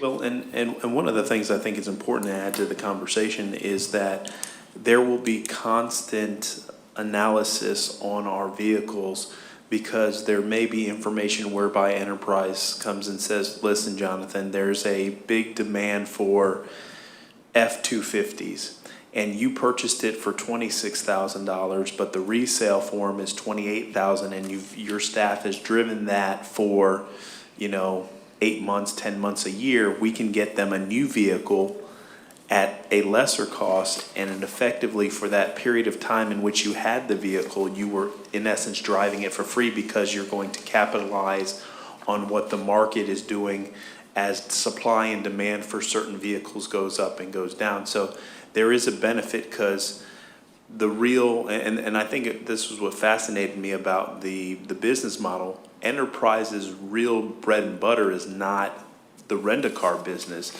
It's being able to buy the cars low, let us rent it and pay them to rent it for a year, and then selling the vehicle for what they paid for it, if not more. And they have that time in which they've captured the revenue for the year or two, then you and I have rented that vehicle. So they're constantly going to be getting real-time information as to what the supply and demand are for our vehicles. In addition to, when you look at the information that I think is very germane to the conversation, that in year, I believe, 2024, where you see about $106,000 lease payment, at that point, all 17 of your city vehicles are less than 5 years old. That is cheaper than what we have placed in the budget this year to acquire 4 vehicles, if I'm not mistaken. Yeah, the cost of 4 vehicles would be, well, for this coming year, it'd be $157,000. So in essence, when you get to the point where we get to that year, you're going to be spending what you're spending 1 year to buy 4 vehicles to lease 17. So you're going to get a lot more value for our buck. And I know the board's perspective is, how can we make our money work for us the best possible way and not find ourselves in a situation where, you know, that $152,000 that we are anticipated to spend in fiscal year 2019, if we're looking at a lease payment at $46,000, Walt can take that additional $100,000 and put it in the bank and earn interest, and we can set it aside for the purposes of that lease payment, because at that $46,000, and if we have $150,000, you're in essence funding that lease program for multiple years. So that's why we believe that it's worthwhile for us to consider this. And correct me if I'm wrong, in the event that we say, you know what, this year, instead of leasing 8 or surplusing this, we have the flexibility to change the program as things change. So it's not locking us in at this particular moment that you've got to replace X amount of vehicles every year. Correct. We will reevaluate that for you and provide you with supporting analytics for that recommendation, but ultimately you will be steering us on what your decision is. On a case-by-case basis. Right. Are we also looking at hybrids or electrical cars in this mix? Or is it all going to be gas cars? So that's a good question. As it's been quoted now, they're standard gas vehicles, and it's done by vehicle class. So on the fleet profile where we showed this one's a half-ton extended cab 4x4, that's how the pricing was put together to begin with. But you do have that flexibility to say, for this particular car class, maybe it's a sedan, we want to look at an electric vehicle or some type of hybrid. We're not brand tied, where there's no particular manufacturer that we need to work with. We can work with all of them. And that provides us an advantage too, because we can look at all the options on the table as opposed to just being sort of stuck to one brand. You know, I think that's something we need to be looking at, maybe not the first year, but within the first couple of years, to go with hybrids or electrical cars or whatever to, you know, once again, you know, saving fuel and pollution and everything else. So. Yeah. Yeah, no, certainly. That's definitely something that we would look at. The only thing I wanted to mention too is we were set to purchase 3 cars this year, which total $96,000, and we've put a hold on those, anticipating this program. What would happen is, because those 3 totaling 96 haven't been encumbered or approved by you, they will be part of fund balance at the end of this year, or, you know, as we head into October. So it would make the fund balance for the general fund larger. So we are targeting, we do have to replace those 3. So we would probably take the funds to replace that out of fund balance, because that's where it's going into. Yeah, we didn't want to pursue the purchase of the vehicles for fiscal year 2018 with us looking into entering into an agreement with Enterprise, because we thought it would be kind of premature that you would acquire 3 vehicles at market rate at probably about $30,000 a vehicle. And then, you know, in October or November, you would execute a contract with Enterprise to do the fleet management program, lease program. And so we just said, let's hold off on this, find out what the board's appetite is. Should the board say for staff to proceed forward, then we would incorporate those vehicles in the acquisition of the vehicles for fiscal year 19. What's it cost us to put our Madeira Beach on the side of the vehicles at the beginning and to change it back off at the end? Where does that cost come in addition to the leasing costs? With, in our conversations, we have taken, if we anticipate the lease payment of being $46,000, staff is going to put aside probably about $10,000 to make sure that if any specialized equipment needs to be moved off of the existing vehicles for marking and striping and those types of things. So we're going to make sure we have money set aside to be able to do those things. And there's nothing that, you know, restricts us when we go to turn those vehicles into basically stripping off things that still have a useful life and turning those vehicles back in, because in essence, and correct me if I'm wrong, for the duration that we have the vehicle, we own the vehicle. And when they go to sell the vehicle, they're not going to put the vehicle up against a Chevy Silverado that Joe Q Citizen drove. They're going to match it up with something that has been in fleet service similar to the same type of service. So when you get a cost, it will be an apples to apples. It won't be looking, you know, personal versus commercial use, those types of things. Thank you. All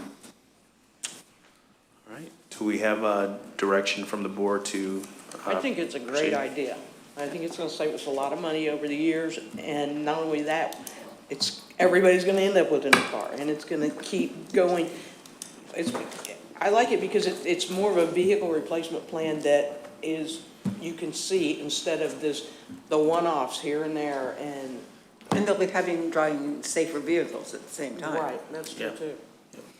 Right, and the fact that they're going to, they want them back to resell them, we know that the maintenance is going to be taken care of in a good way because you want them back good.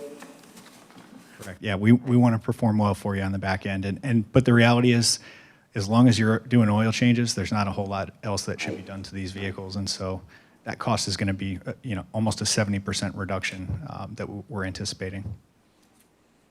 What is our maintenance cost a year right now? Any of you know? I can get that for you. I can't. That's one of pulling the maintenance from every one of those departments that you've been asking for forever. I think We talked about that today. Is the maintenance done in-house? Imagine that, City it came manager? up. Doesn't the, in the analysis that was provided, I think we break down the actual fuel and the actual fleet budget. So if I'm not mistaken, it looks like on average, fuel cost is $26,000, is that correct? And then fleet budget is about $96,000 in your analysis on That's maintenance. the last page. So, yep. So maintenance and fuel under the fleet planning analysis are accounted for there. The fleet budget is maintenance, correct? The fleet budget is Oh, I see actually maintenance, towards the I'm end sorry. there. Yeah. I On see it page now. 3 on the top It's of that table. 15,000. Lease, maintenance, fuel. Yeah, So 15,000. Yeah, maintenance, fuel, all those different things, so. Keep in mind that the broader picture, there is other pieces of equipment that the city operates. We dialed it down to just 17 vehicles out of a, what you could say is a larger group. So that doesn't encompass your entire city budget for Yeah. maintenance. I just want to be clear about that. It's for these 17 It's for the vehicles. 78 Right, vehicles. not your right. sanitation trucks, et cetera, those types of things. Right. Okay, thank you. Great program. I think No, we move I was- forward with it. Yeah, I'd say that absolutely would move make forward. sense then, to go forward. Well, I like the fact that also, yeah, I want to go forward, but I think the fact that Enterprise has already been on that state-approved list or whatever, so the vetting process has already been done, and we don't. They're on the state contract for is it the purchase program? So the rental The program rental is on the program. state contract. Right. We have existing, we've gone through the competitive purchase process and RFPs, and We've got the most recent one is through Sourcewell that we were just awarded, and City of Madeira Beach is a member of Sourcewell, so there's cooperative purchasing language in that agreement. But I also provided the City of Lake City agreements because I thought that may be more relevant based on proximity, and they're in other cities, so. But that establishes that. Yeah, the we will process be has working been with the done. city Okay. attorney and finance to bring back something that accomplishes the intentions of the board and address the items that were discussed this afternoon. Is GPS involved? GPS? GPS, wasn't that a component that, That's going to be in each vehicle, so. Yep. Yeah, and the way that that's designed is it's an optional program, so you can elect to have it on one vehicle or multiple vehicles. I'll be at the city's direction on that. yeah, so we will incorporate that. You know, as long as we're looking at the hybrids and the electrical cars down the road, I think it's a go-go. It's a win-win. Yeah, absolutely. We should probably look at an electric charging station also. We Might have one. be able to get those for free. Yeah. We have an electric charging station? We have one Oh, my down mistake. in South Beach. Yeah. Oh, I was thinking right here at City Hall, we should get one, yeah. We can run it For a fleet. You can move it. It Move smells the like one fish that's right sitting now, over but there. we have Nobody one. uses it except January and February. Yeah, I'd like to get an electric car personally and be able to plug it in when I get it. Thank you. Thank you. Thank Thank you, you. Jeffrey. I can see you driving a little electric car now. Ralph, going down the street. Going across the skyway on a windy day. And his smart car. Yeah. Madam Mayor, I think you had a member of the public that wanted I know. to communicate on. Before we get to you, I just want to apologize for my phone going off. I have a tile that was in my pocket, and it somehow thought my phone was lost. Oh. I don't know why, but floor is now open for public comment. Get on the way.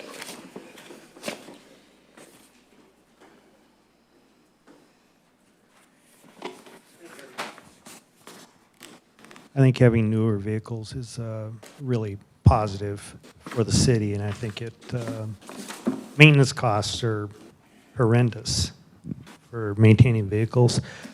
In our last meeting, I had brought up about a quick response vehicle for the fire department and the medics to run. This is an excellent opportunity to provide them with the safest available piece of equipment to run up and down the roads with.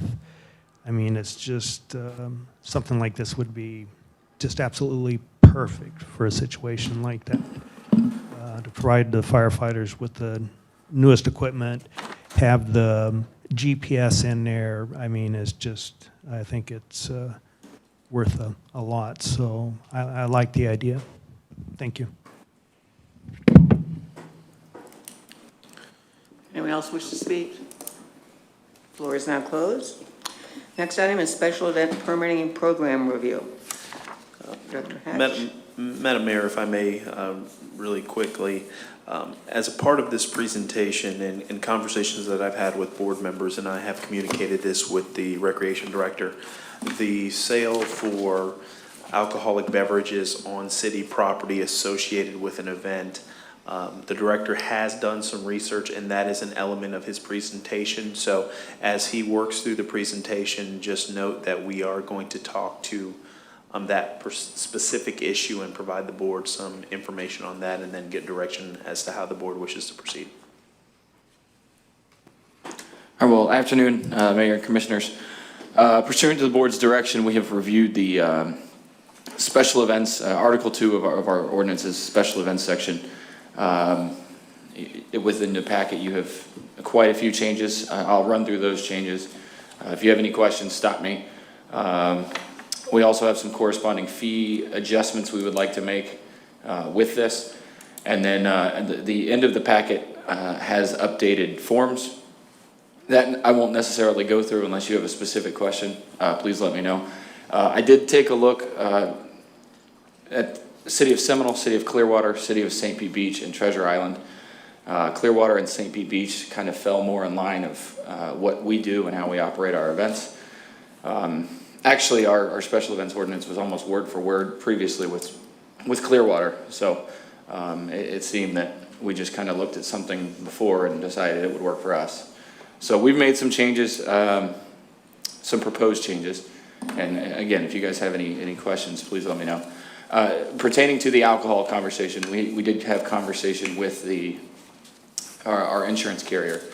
And the concern there, it doesn't mean it's a no, but the concern there is that we would require additional insurance to cover the sale of alcohol. We would require the application, and we would need to secure a 2 COP for the property.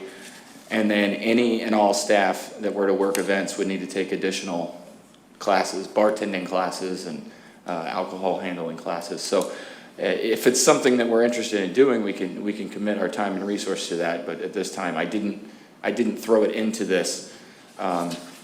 One thing we were discussing was the potential of, depending on the size of the event, you know, we talked about scaling on some of these other things. Depending on the size of the event that wants to serve alcohol, if it's 0 to 500 or 500 to 1,000, we would attach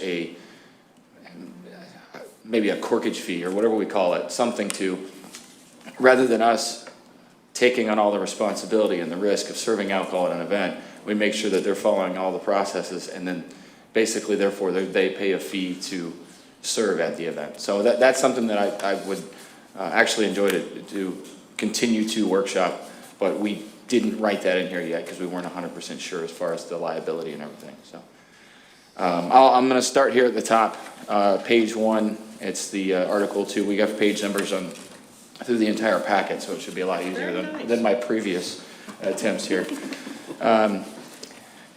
So now, special events in general shall mean, and that we have 3 benchmarks. Number 1 is any organized meeting, activity, gathering, or group of 50 or more persons on private property or within public area, commercial, public, or charitable purpose, which is not typically authorized by any ordinance.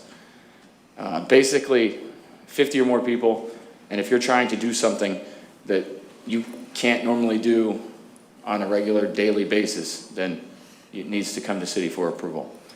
Number 2 is any temporary activity conducted on private property which is not customarily conducted where the activity is planned nor authorized by the occupational license issued for any business which may be operating on the property where the activity is planned. An excellent example of this is anytime the Legion, VFW, this really kind of applies to those specific groups when they're trying to open their doors for outside members, or if they want to get an extension of premise or serve alcohol to their non-members. This is a very encompassing, basically, term for that. And then the third one is any temporary activity or fee waiver which may require the approval of the city manager or the commission. Well, as you will see later on in this, if you ask for a fee waiver of any kind, they're coming to this room and they will come to speak to you all. That's the plan.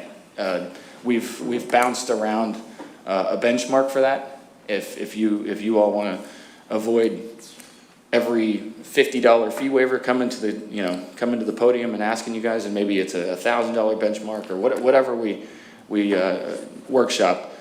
But at this point, it's any and all fee waivers. We have to put them, they need to come here. And in some cases, that'll just deter folks from, you know what, we'll just pay the $100. We're not going to go out all the way and drag everybody into this. Let me ask you a question on number 2.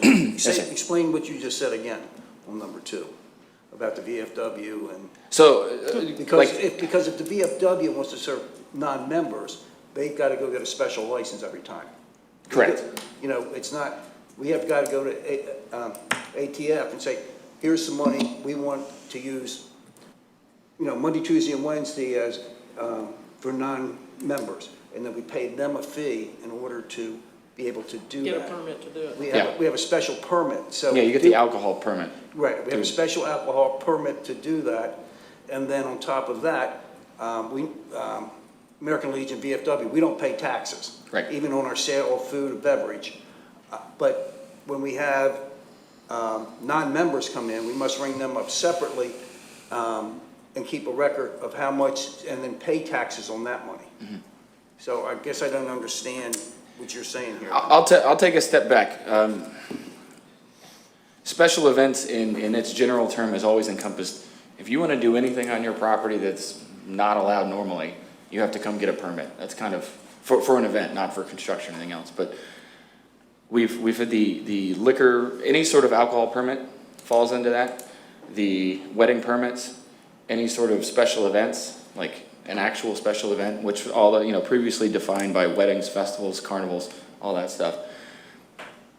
And then later on within this, it actually tells you, as far as staffing goes, we have our event packet that provides for all those signatures, but in reality, if you guys were getting that special permit for the VFW, that liquor permit for the VFW, truthfully, Linda's really the only signature that you need. So we're just trying to make sure that this still encompasses that, and that's specifically why it says that. So what we do is you just fill out your, hey, this is what's going on, and then I look at it and go, okay, all you need is a liquor permit, and I take it straight to Linda, and it's taken care of. It provides that the process is the same for everyone. We have all of the information centralized, so we know what's going on within the city, but it really is, I'm not gonna take it to her and then take it to every single department within the city to make sure that they're aware that you guys just want to serve non-members for 2 days. Where, we just make sure that the language it So covers we go get everything. the permit first and then come back to you to get Well, you would just, it basically, Or does it matter? you just fill out the permit with the liquor license, and then I look at it and go, and that's what this last. Yeah, so we go get the liquor license first, because it's a different liquor license that we have to have for these special events.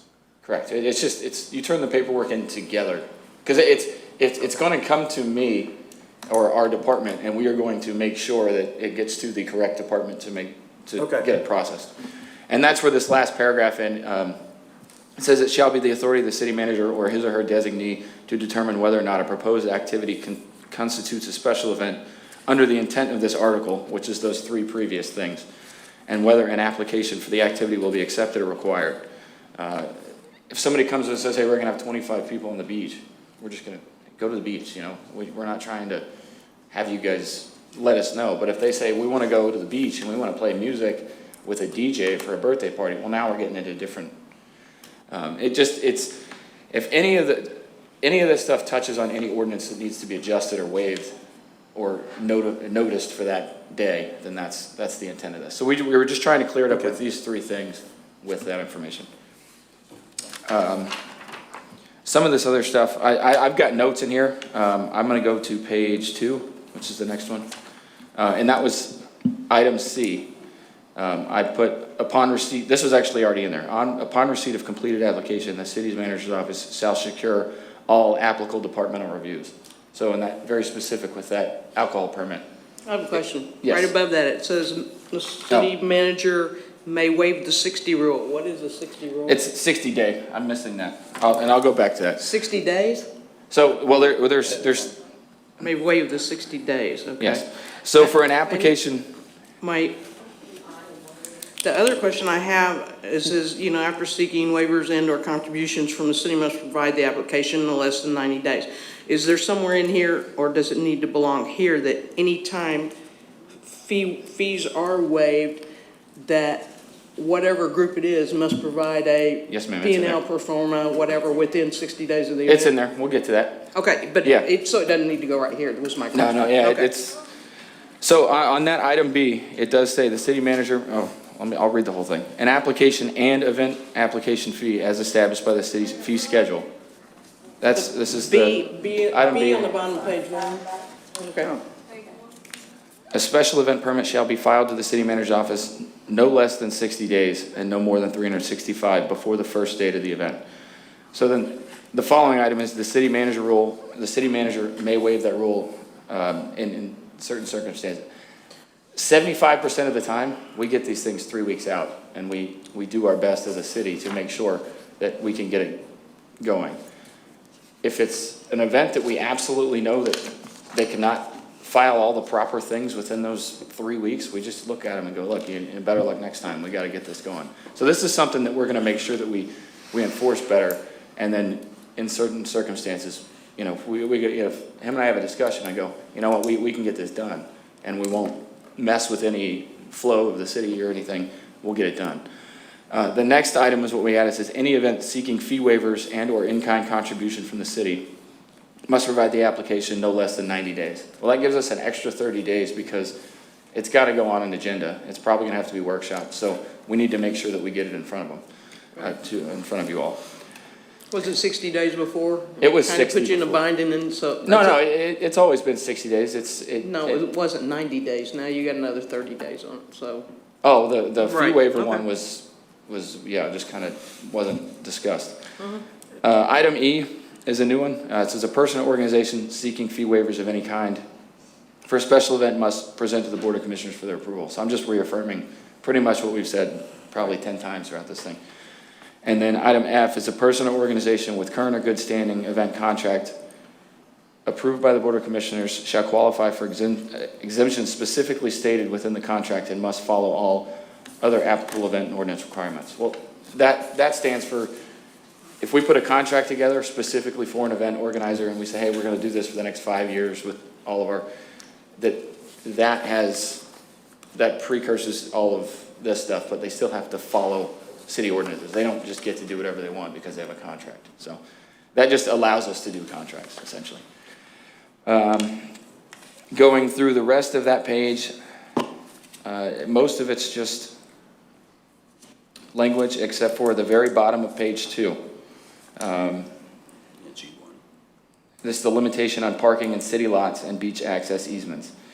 It says, in the case that promoter requests free parking for an event, and I added with the intention of monetizing the lots, said promoter must pay 50% of lost revenue. So previously it said if you waived it at all, and they had to pay 75%. I'm not even sure why that's even in there. Because they've never paid. Right. So our thought with this is that if you want the lots waived and it's for the betterment of the community, then for them to attend the event, then and that'll be our determination. Then we'll work with that. But if you say, hey, I want these 3 lots and I want to sell these spots, then we go, okay, well, we're going to just essentially split it 50-50. You're going to staff it and we're going to split it 50-50 because it's, that's a number that, again, we can workshop, but I just. That wasn't in the 2016, what was the last one? 2016-18. Oh, no, it was, that particular item. 75%. Okay, but it was never in anything previously, and I just didn't understand how it got in there, and I just thought maybe you could provide some history on that. I wish I could. What was the intent? No matter Okay, how many times I've read it, I don't understand it. I don't either, and that's why why I would we waive guess it and I'm ask for money? So Asking why it's in there. Exactly. Sounds more confusing. Okay. And then I added, top of page 3, it says, this figure is calculated by the finance department and is defined within the adopted fee schedule. Something that we're going to talk about this a little further is we may just end up putting a price per parking spot in each lot. Define a price per spot per lot, if that makes sense. Rather than going, well, this week we might have had this much parking and we think it's going to be this percentage. We're just thinking, because in the special events application 2 or 3 before this, there was actually the months of January through March, this lot was this much, this lot was this month. And then from April, May, June, those same lots were a different amount. It was just based on, basically. So you're saying That was in a flat one- fee per space? Correct. Was Yeah. that in one of our contracts, Jay? Or Yeah, some of the the other old, ones? the old outdated Oh, one. okay, okay. So our, as Commissioner Douthert said, flat fee for space, and that's something that we'll discuss with them and put into the fee schedule if The that's money the guy. wish. Go to page number 4. This is something, again, yes? I have a question on page 3. Okay. Would you go back to item under 42-20? Go down to item 6. Yes. Where it says the conduct of the event will not substantially interrupt the orderly movement of other traffic contiguous with the event's route without proper DOT approval. And currently, that's with Sheriff's Department as well. Sheriff and DOT. I mean, Sheriff has to have a. Yeah, they have to sign the forms Right, before so it even should you gets add to that, DOT. do you reckon? Yeah. Yeah, I could, yeah. Okay. Wait a minute, and I had one other thing, I think. I think the city manager should know about that too. I mean, Well, he has to sign. Get his approval His on signatures. in that. Yeah, his signature is required on those forms. Right, but I think it needs to be a part of this, so he's very aware of that. Oh, right, and I think I had, wait a minute, I had a question at the very bottom of page 3, under proof of insurance.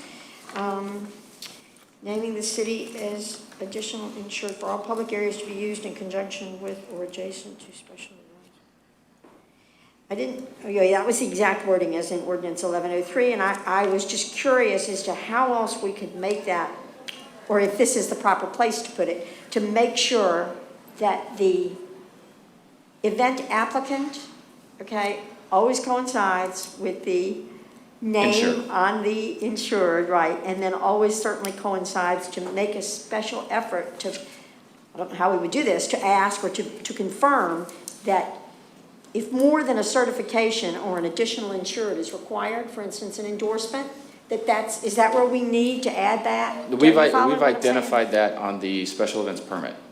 Or on the application, maybe? Yes, it's Okay, on the application. Is it? I'll get to Okay, it. we'll get there, okay.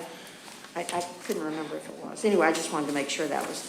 All right, so on page 4, 42-21, item B, it says event permit shall be issued for a specific time period not to exceed 3. I crossed out 3 days, we put 7, unless specifically waived by the city manager. Well, Wait a minute. this is something that really hasn't been touched on at any, I mean, it's signed off on almost every event. So I just changed the language just to made it a little wider.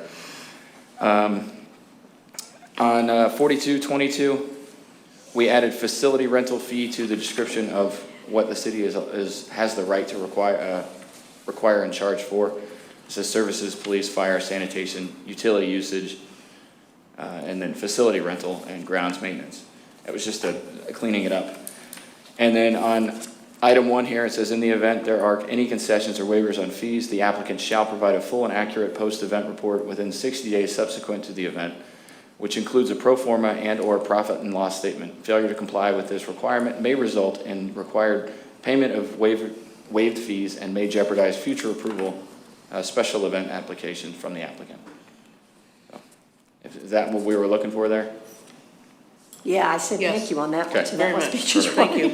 And then 2, fee waiver request must be provided with an accurate application fee not later than 90 days prior to the date of the event. Requests will be reviewed and weighed on by the Board of Commissioners. So that's just, it's redundancy once again. But what is weighed on mean? It's I mean, shouldn't that reviewed. either will be reviewed and Yeah. approved or reviewed and, I mean, weighed on doesn't mean anything to me. Yeah. Is there another word we could use maybe? Well, in most cases, Or it's is that- approved or denied. You have them, in parens, so because you're, Can we use that wording Yeah. then, Jay, instead of weighed Approved or on? not, yeah. I guess I was Would that trying to be get okay? fancy. All right. Approved or denied. So that wraps that's the ordinance portion of it.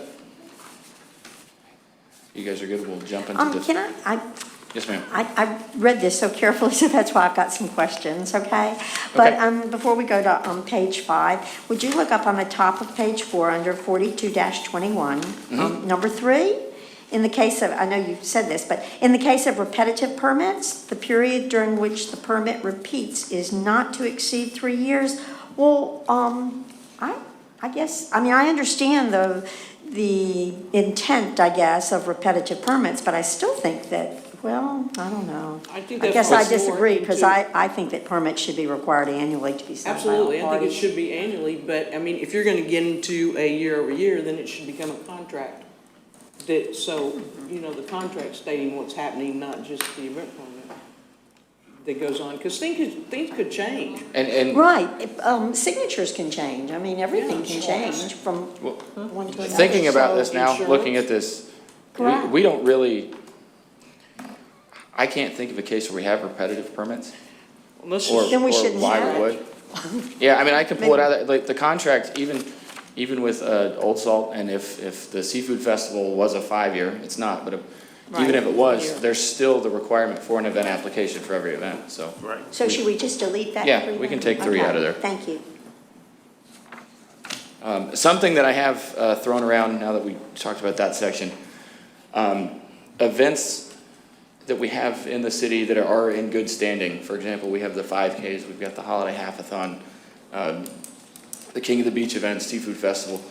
We've tossed around the idea of within 30 days after the conclusion of their event, or 60 since they have to do the pro forma, almost providing them a first right of refusal for their event date the next year. So if we have an event that's consistently come into the city and does, it's a community-based and loved event, that we provide them the opportunity to stick around before someone else comes in and goes, oh man, we have an idea that we think might work. And then they come in and have their event on a normal date that somebody else does, and it disappears because of that. So I don't know if you guys have any thoughts on providing that opportunity, or maybe just working through it with them rather than memorializing it. I don't think it should be memorialized because too many things can change. I mean, I don't think so. I mean, you can, I don't think it needs to be memorialized. You can always offer it to the. Yeah, and we typically do. To the event personnel, because, I mean, Okay. I don't think it's something, so, because if you forget to offer it, then, and it's in here, then they could come back on you that way. Yeah. So, Perfect. but Okay. but I think it's a good idea for you. All right, so while we were looking through this, we did update the applications. So we made some adjustments, not only to the special events fees, but the rental room fees.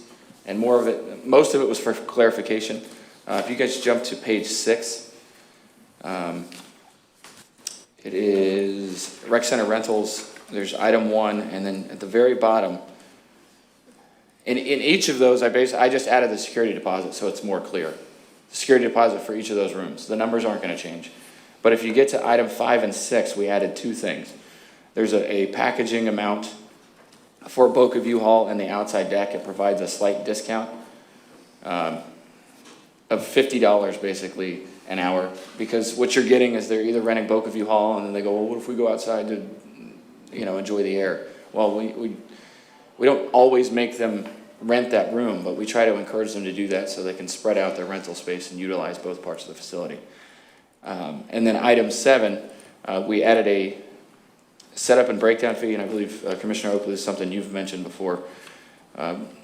So ideally, you can bookend a rental either 2 hours before and 2 hours after. You're basically paying $50 an hour, and that's your staff fee. A combination of staff fee and the utilities just to have the staff there. And so you can use up to 2 hours before to rent the room or reserve the space for your setup time, rather than us charging you the full rental amount for that. So that was just something that we wanted to do. These adjustments don't lower any prices, they just kind of to make it more attractive and more realistic for people to rent the facility. Can we go back to page 5 for a minute? Yes. What is this? Everybody that plays softball is going to pay the same amount? Is that where you're trying to get? So it doesn't matter if you're non-resident or resident? Well, they pay team-based. So I can guarantee that we've never had a full team of residents. We used to offer a discount for sponsors within city limits. Right. That was a city business. I mean, I can keep it. That was in there for notes. That's not a definite change. So if a city-based business, that's what it is basically. Because whatever. I thought that changed had already been made, that softball. well, that's not a definite change. That was a note for later on, because I have other fees that we're going to adjust, or at least look at adjusting. And that's coming up with So that. this isn't the last time you're bringing the fee schedule to Well, us? I want to have all the changes. We are having that summer camp conversation and the after-school care conversation, so I want to make sure that once we do a full review of that those fees are properly reflected. Okay. So,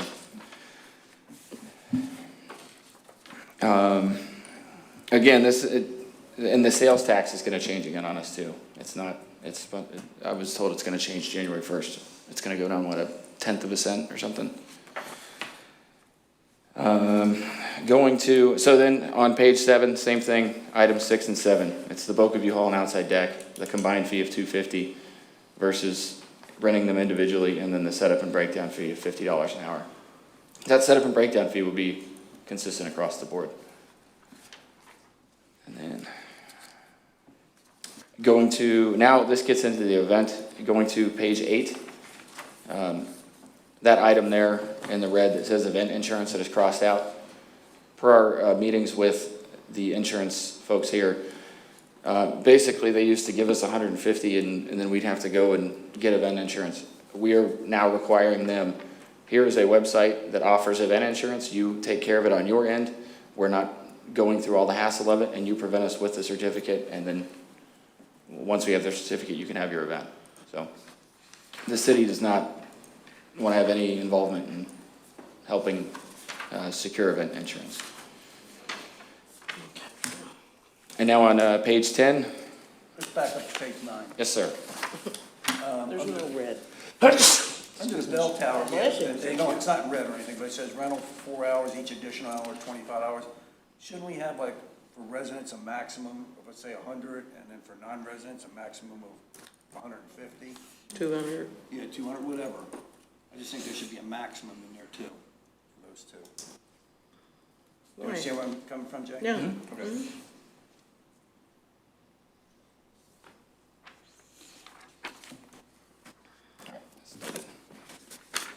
Good, page 9. What's your rationale behind that? You You're know- talking at the top like at Kitty Stewart or the bell tower or The something? bell tower. All right. You know, if you go and it says it's $50 for 4 hours, but if you're there all day, let's say, why not put a maximum if you're a resident of like $100 for the day? And Why? I mean, why shouldn't it just be $50 an hour? additional $25 every hour? Oh, okay, I didn't look at that. Yeah, it's $50 for the first 4 hours and $25 an hour after that. So I was just saying, let's put a maximum on there for residents and for non-residents.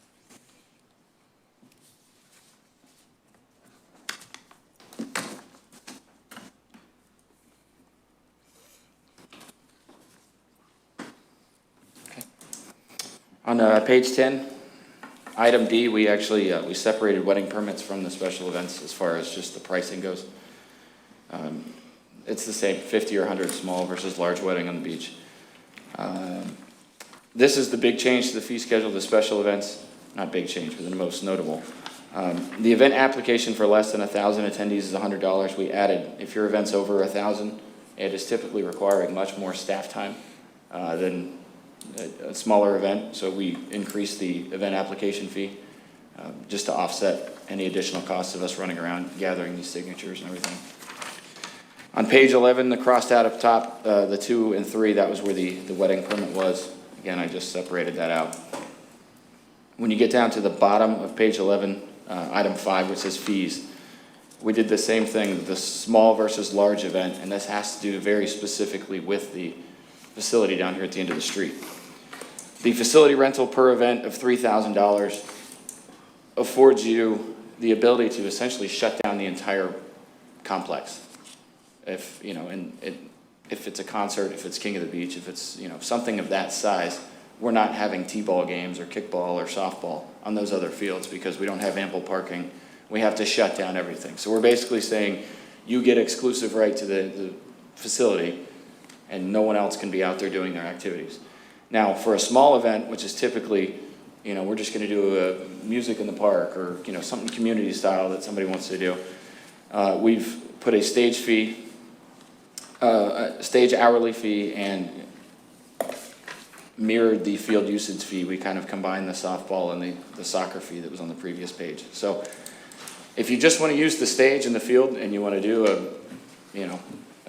dog event in the park, or if you want to do music or something else, this is much more affordable than throwing the number $3,000 out there at somebody that just wants to have, you know, if the VFW said we want to have a barbecue and raise some money for somebody, and while we're at it, we would love for people to still be able to go play t-ball and utilize other portions of the park, then this little hourly fee we have essentially priced ourselves out of those middle range, mid-sized events.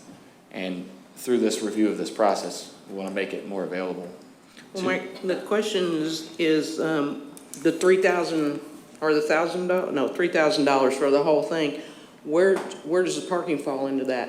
Are you giving them all the parking? Is that included in everything? Parking is still separate? It's still, well, we don't charge for parking for events. I mean, we don't charge for parking anything. Well, I know, but I've seen events take that street and all our parking and block it off, make it VIP, make it $10. They do a lot with our parking. So I think parking needs to be incorporated in how this is all set up, unless you're gonna give it to them. But maybe you need to make it separate because everybody comes to us to waive the fees anyway. So we could, maybe get something out of the parking and Yeah, I'll try to figure that out. I know specifically, like the carnival, for example, which is a partnered event. no, We did- Salts there- do it too. Yeah. Yeah. Well, yeah, okay.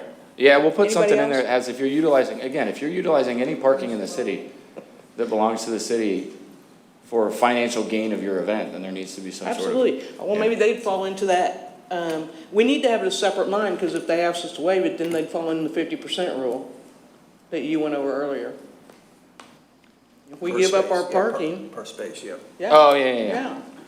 So you Well, definitely I mean, need to come up with a per Which we're space. deleting. One of the challenges we face for these events too is with, and I hate to say little, as little parking, but it's a reality we face. If we start throwing these $10, $15, $20 parking fees out there, not only does it create more of a hassle for the parking situation, so we really encourage, with the exception of a few events, the free parking. And that's why it's not discussed, because if you have an event here, they go, what about parking? Well, you have this, this, this, and this, and we recommend that you just let people park wherever they can. Right, Properly. but I- the thing yeah. is, they're taking this street and all our parking along there, and probably City Hall, and I've known they've taken over the library before, and they're getting money for it. Yeah, and we'll address that in the event. That's what I'm trying to address. Yeah. So if they take it and they do get money for it, then they're gonna fall under, we're waiving the parking, any parking fees, and they'll fall in the 50% lot. Okay. So The then one that I'll- got changed from 75 to 50. Does that make sense? Yeah, it does. We'll Make have to sense? put, Yeah, it does. Okay. basically, we'll just put that per spot amount and apply it to our lot and the street. If you plan on charging for parking for an event, here's how much the city would like. And I Walt tried to come in one day on a Saturday to work and, oh, sorry, you're not VIP, you can't work today. And, that's not a discussion we should be having, so. I've got a question. Under special events, it says, event application for less than 1,000 people. Page 10, bottom page 10. It just says, if it's $100 for more than 1,000. So when we're looking at Old Salt or the Seafood Fest or anything like that, are we saying 1,000 people per day or 1,000 people total for the 3 days? What are we saying here? And I think that, because if I'm coming in and asking for an app, I'm saying, well, I'm only gonna have 1,000 each day, The event application has it says, so how many days is your event, what's your estimated attendance per day? And if they want to try to, if Sunny came in and said, hey, we're going to have 999 people over 3 days, I'm going to look at her and go. So it's for the total days, yes, right? Okay, it's the total attendance for the event. I mean, we realized that. Yeah, that's what I didn't understand. Yeah. Okay. And we don't typically get people fudging the numbers on that. Yeah. But yes, I just didn't understand how it was working. okay. I have a question on the stage fee. Yes. Do we have a lot of people who actually rent just the stage? Well, because of the $3,000 fee, no. If we adjust this fee, I believe that we'll open ourselves up to more, community event. And not that the other events aren't community, but just smaller events that, quick setup, quick leave, one-day event type things. So, and then that is that. If you guys have any other questions, there are the application. Actually, I'll go through this real quick. I basically, on page 13, the application, if you look down at the applicant, we added name of organization / individual. It says must be legally responsible for the event with proper insurance. So that's we're gonna, this is the name that is gonna be on the insurance and your police agreements and all your contracts. This is the name. And then on page 14, we have the type of special events. Jay, can I go back to Can we 13? go back a Oh, I'm little sorry. bit? Okay, I'm 13. Go over to, go down to, estimated daily attendance. Yes. Can you just put, I don't know if it'd make it any easier, I'm dumb, so it confused me, but estimated daily attendance, underline, and then put plus staff or something, because somebody's not going to interpret that line right. Estimated daily attendance plus staff, plus event staff. And I'm suggesting estimated daily attendance, a place for that, plus event staff, and a place for that, and then the total, Okay. okay? Just, because I might not understand it. That makes sense. Or you could just say including and still have the different numbers. Okay. On page 12, Okay. Oh, yep. when you're talking about the dumpster fees, the 3 yards for $100, and then the 6 yards, 200, we need another line in, or put it in here, other fees, but not limited to the tipping fees. Okay.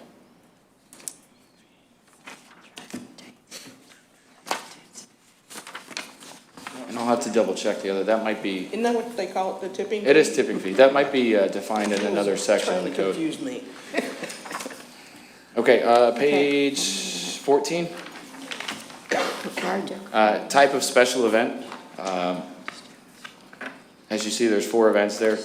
Small event, $100 fee, large event, $250, city-sponsored event, and the city co-sponsored event. So if it's any of those 2 bottom ones, the city event or a co-sponsored event, it's going to be completed by our staff because we're going to be involved in the planning of the event. We haven't done this previously, and not because we just didn't. It was, we go through this process and we probably have more exhaustive meetings than we do involvement with another small or large event. But we'll go through this just to make sure and have it on file. And like you said, the signatures change. If it's an event that's great every year and the commission says, let's keep doing it, then the new staff can take a look and go, oh, okay, here we go. This is what they did the year before, so we've got a starting point. If we do adjust the alcoholic beverage section, there will be a fee adjusted, not only within the fee schedule, but on this application. So that'll note. Everything else that's on there is essentially the same. I will need to, on the sanitation support on page 15, I will add the tipping fee on there as well. After it says fireworks Madeira Beach must be contacted 60 days prior to event, I would like to stick a line out there so you can put the date in there that they were contacted. Okay. And it would just let everybody know that you haven't skipped the step, but you have addressed it or whatever. Yeah. And then what happens is, so you fill out this application, and we have the signature page, and then we have a cover page that basically lists each of these things. And it'll say, like, if they say fireworks, next to it, it'll say no. Or it'll say yes, and then it'll have the line with the date and all that other stuff. Well, you could say yes or no to that. Yeah, absolutely. But at least know that you've addressed the situation. And I would like to tell you, I think this is a lot better of a permit because of the way you spaced everything out and made it very easy to go through. Yeah, and there's a couple members of my staff worked really hard on this. It shows. I'm excited that they got to do this because another thing, the food truck / concessions, we are now going to require, and this is per conversations with the fire department, they've already required, if you, like Seafood Festival, she's got her 20 food trucks or the number, each one of them is going to have to be inspected the day of the event. That's something that we've always done, and then the event has asked for insurance to name them. We are now going to require, if you're a food truck or if you're a food vendor, if you're doing anything out there that could combust, we're requiring event insurance that names the city as well. So it's not just the organizer, it's going to be the vendors that are cooking food and doing other things that may cause damage. So we just want to make sure that we're getting this full circle, and unfortunately for Sunny, but also fortunately for the whole process, she's helping us go through a lot of this stuff. So she's helping chase down some of these insurance for the food trucks and these requirements. And we'll have a more exhaustive list. If we've got a food truck that refuses to participate, says we don't want to do insurance, then we go, okay, we'll remember this next time the event rolls around or another event, and you're essentially not welcome to do business within the city. So we want to make sure that all the vendors are cooperating as proper partners.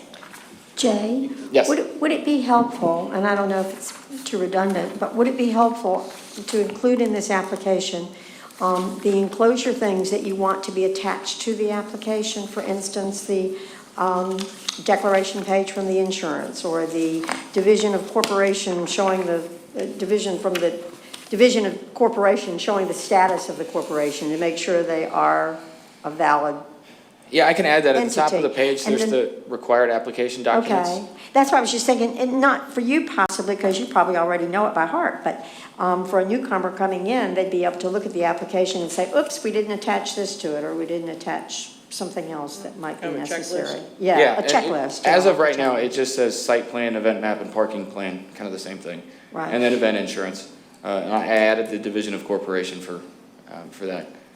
And then Okay. everything else, they're gonna check all this stuff off, and then we, like I said, we have the cover page and the signature page, and we give that back to them with an addendum that says, okay, these are the 6 or 7 things that we need now within the next 30 days or prior to your event, just to make sure that we have it all, so. And how will we, for instance, on this hours of event, how, I mean, is it necessary to verify that? Because I already found some interesting thing. It appears that when we got the application, for instance, from the Seafood Fest, okay, that they showed their operations, that they're going to close at 7 o'clock at night, okay?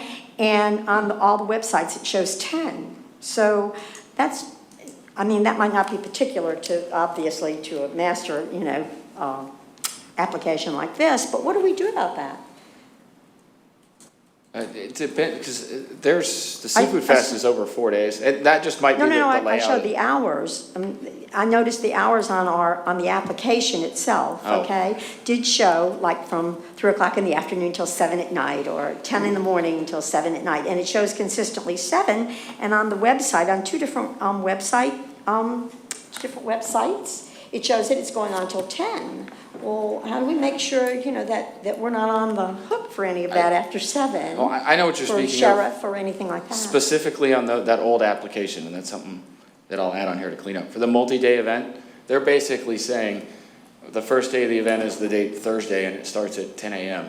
And then the last day of the event is Sunday, and it ends at 7. So they're saying that it asks you 2 questions, the start and the end of the event, and the first date and the end date of the event.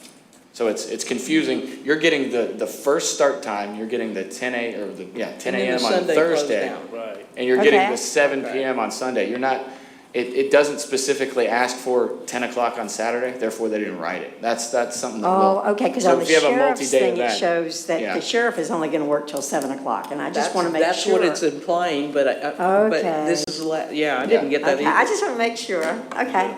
I didn't mean to change the No, that entirety makes of the sense. 'Cause master here. We need that clarification, especially for our deputies, If we put this on the calendar and they're around, You're right. hey, it's 10:30, the event ended at 10, this is a problem. Right, okay, Okay. thank you. As far as that goes, again, the last few pages, we cleaned up the beach wedding permit application. It's just a 1-pager. 2 pages. The pavilion reservation application, same thing.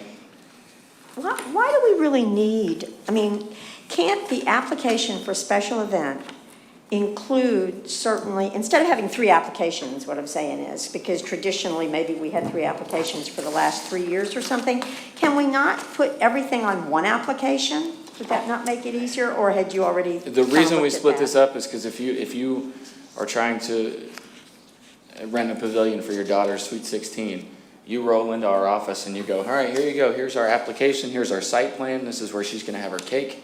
We're going to put the piñata here. Here's our event. All this stuff that we don't need for her rental of the pavilion at Archibald Park. And it's a good problem to have sometimes, but it gets pretty redundant because then we have to go back and pick through this application when we can just go, okay, she's going to have the Archibald Park Pavilion from this hour to this hour, and it clears everything up. Well, and I think to the director's point, I think having different types of applications for different types of events is a good thing, because if you get in a situation where we're utilizing the same application, my concern is that if staff is used to the application for a pavilion and then gets a special event, they may be more inclined to say, oh, this is not applicable, this section is not applicable, those types of things, as opposed to when they pull it out for a special event, they know that every box needs to be checked, versus an application where only half of it is relevant to the matter. So that's why I think it's just cleaner that way. I understand, okay. I got one last question. Yes. On the wedding permit application. under the Madeira Beach, on page 17, on Madeira Beach rules and regulations, it says you can't have alcoholic beverages on the beach. They're saying that's the rules of Madeira Beach. But Oh, no, that's incorrect. that's incorrect. Okay. That's weird. That's incorrect. Page 17. Right, okay.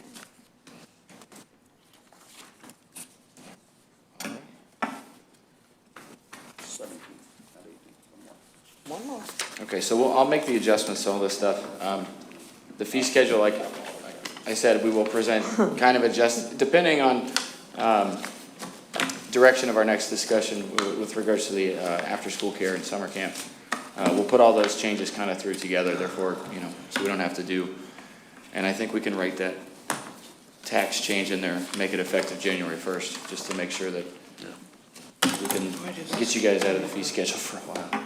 Yeah, because there's some other recommended modifications that we'd like to make to that ordinance as well, so we can bring it all at one time. All right. Well, thank you all for your time. Thank you, you did a great job, Jay. Thank you very much.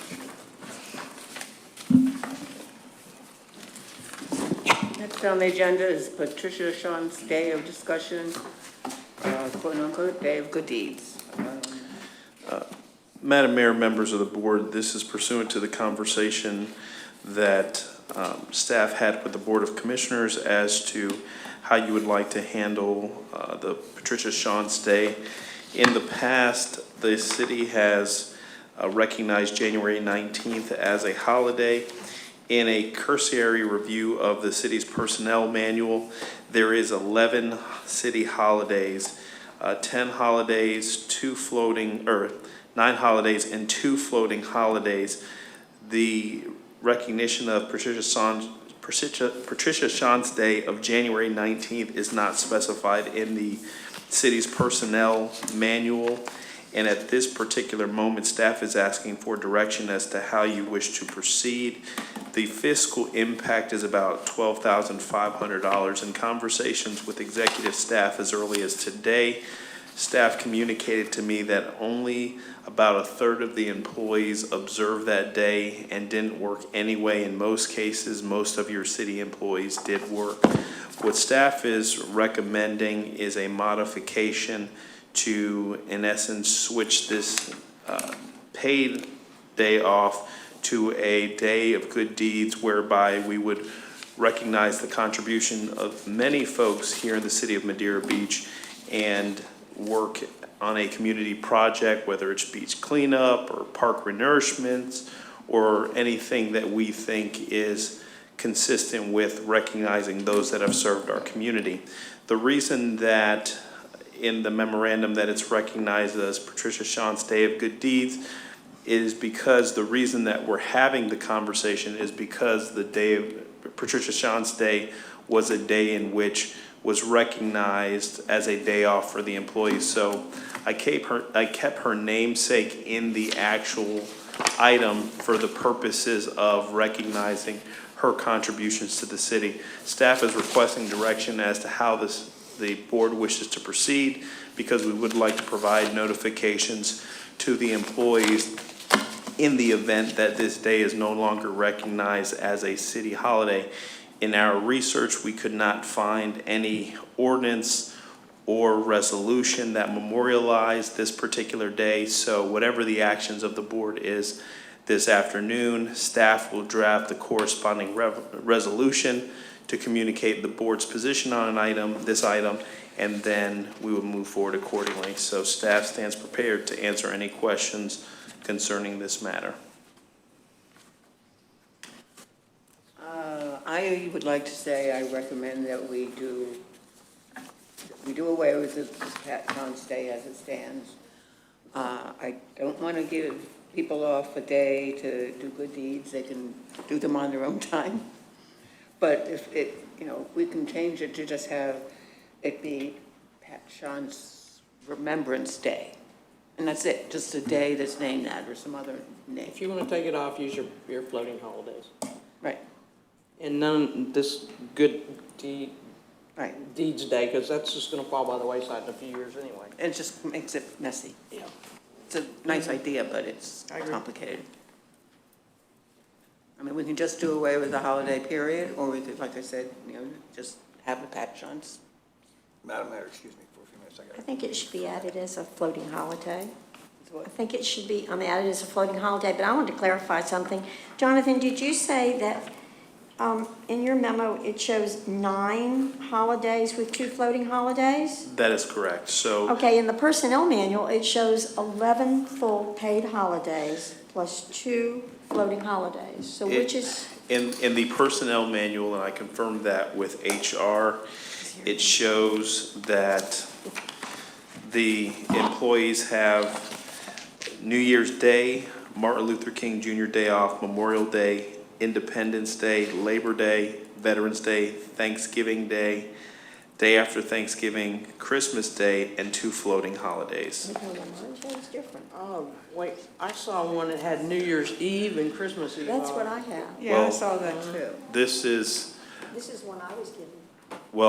this is the one that I was That's the one given. that you were So, I will certainly verify to make sure, but this is the information that I have, and it says resolution 08/2014 Exhibit A. So I will reconcile that resolution, and then there's some additional corresponding resolutions, but that's what I have here, and that's when I composed the memorandum. I pulled it from, my personnel manual, so certainly. Okay.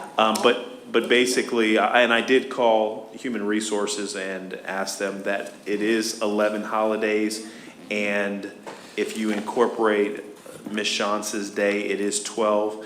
And I asked the question, is it incorporated in the manual? No, it was not incorporated in the manual, and that goes to the point that it was never memorialized by virtue of resolution or ordinance to establish that as a holiday. So, Okay, well, if you'll just, check Yeah, this and out, I'll because this is the confirm. one that I got, Yeah. and that's So is Resolution Christmas Eve and New Year's Eve 2014-52. in there or not in there? the eaves doesn't seem to be in there. Okay, and they are in mine. Yeah. But anyway, that's I'll beside, I confirm. was just asking that because I thought that's what you had said, but back to the point, okay, of, the respecting of Pat Chauncey and stuff. I think it's a good idea to have it as a floating holiday, and also, the chairman of the Civil Service Commission also said that in a memo to City Hall on June 7th, on June 7th, where is it? We are unanimous. In 2017, prior to the election of the new mayors and commissioners, the standing BOC voted on and agreed to add a paid holiday to the city's list of paid holidays, January 19th. This was done as a way to honor former mayor and Commissioner Pat Shantz. It is this Civil Service Commission's recommendation that this day be taken off the list of paid holidays. We are unanimous in our recommending of this. And then she does go on to say, though, that it would be nice maybe to consider a Pat Shantz Day community projects. But then when I looked a little bit further into it, okay, the minutes of the February 2nd, 2007 meeting that was done as a remembrance of Pat Shantz Day, there was absolutely no recording or no recommendation that it be a paid holiday, number one, okay? It was not recommended it be paid, and it just said, it was it was not in perpetuity either. It was actually just as of maybe the next year or something. So I agree. I think that we've had a lot of conversation on it, and I think that it would be very respectful to, leave it the Pat Shantz Day and be able to take it off as a floating holiday. Thank you. So you're just saying we still keep the 2 floating holidays, that's all? That's right. Right, Okay. you would still, you'd still keep the 2 floating holidays. I was going to say that Pat really cared a lot about the city employees. They were very important to her. And I think by making it just a Pat Shantz Day, and maybe that day providing a lunch for the employees, a get together like that, in her honor, and then to celebrate the employees, because they were very special to her. We can certainly do some type of to the mayor's point and adding in Commissioner Hodges' point is we can have a day of remembrance where it's almost a employee picnic or something, like where we serve hamburgers, hot dogs, those types of things to, recognize the contribution the employees have made and still recognizing those that have served. And, it's whatever the board's pleasure is, we can certainly. I think it should be a named day, Pat Johnson Remembrance Day. That's it. That's it. If they want to take it off, let them take it off in remembrance of her, use a floating holiday, and let's move on. It seems like this has come up like 10 times now. Well, it has, I think, and I think we're trying to keep the right amount of respectfulness in it, and I think that that's true, and I think that we should, but as I've said before, I think we've had so many, and I'm sure Nancy will remember too, Nancy Hodges, all of us will remember, a lot of very dedicated individuals that have passed on, that have given the city a lot of good service. I mean, a tremendous amount of service. I know that Pat certainly has had the longevity, but no, I don't think anything additional, because I think that I don't know. It's not respectful to the people who went before her or the people who will go after her, I guess. So I'm just for the Remembrance Day, and you can take a floating holiday and. Don't mention holiday. Pardon?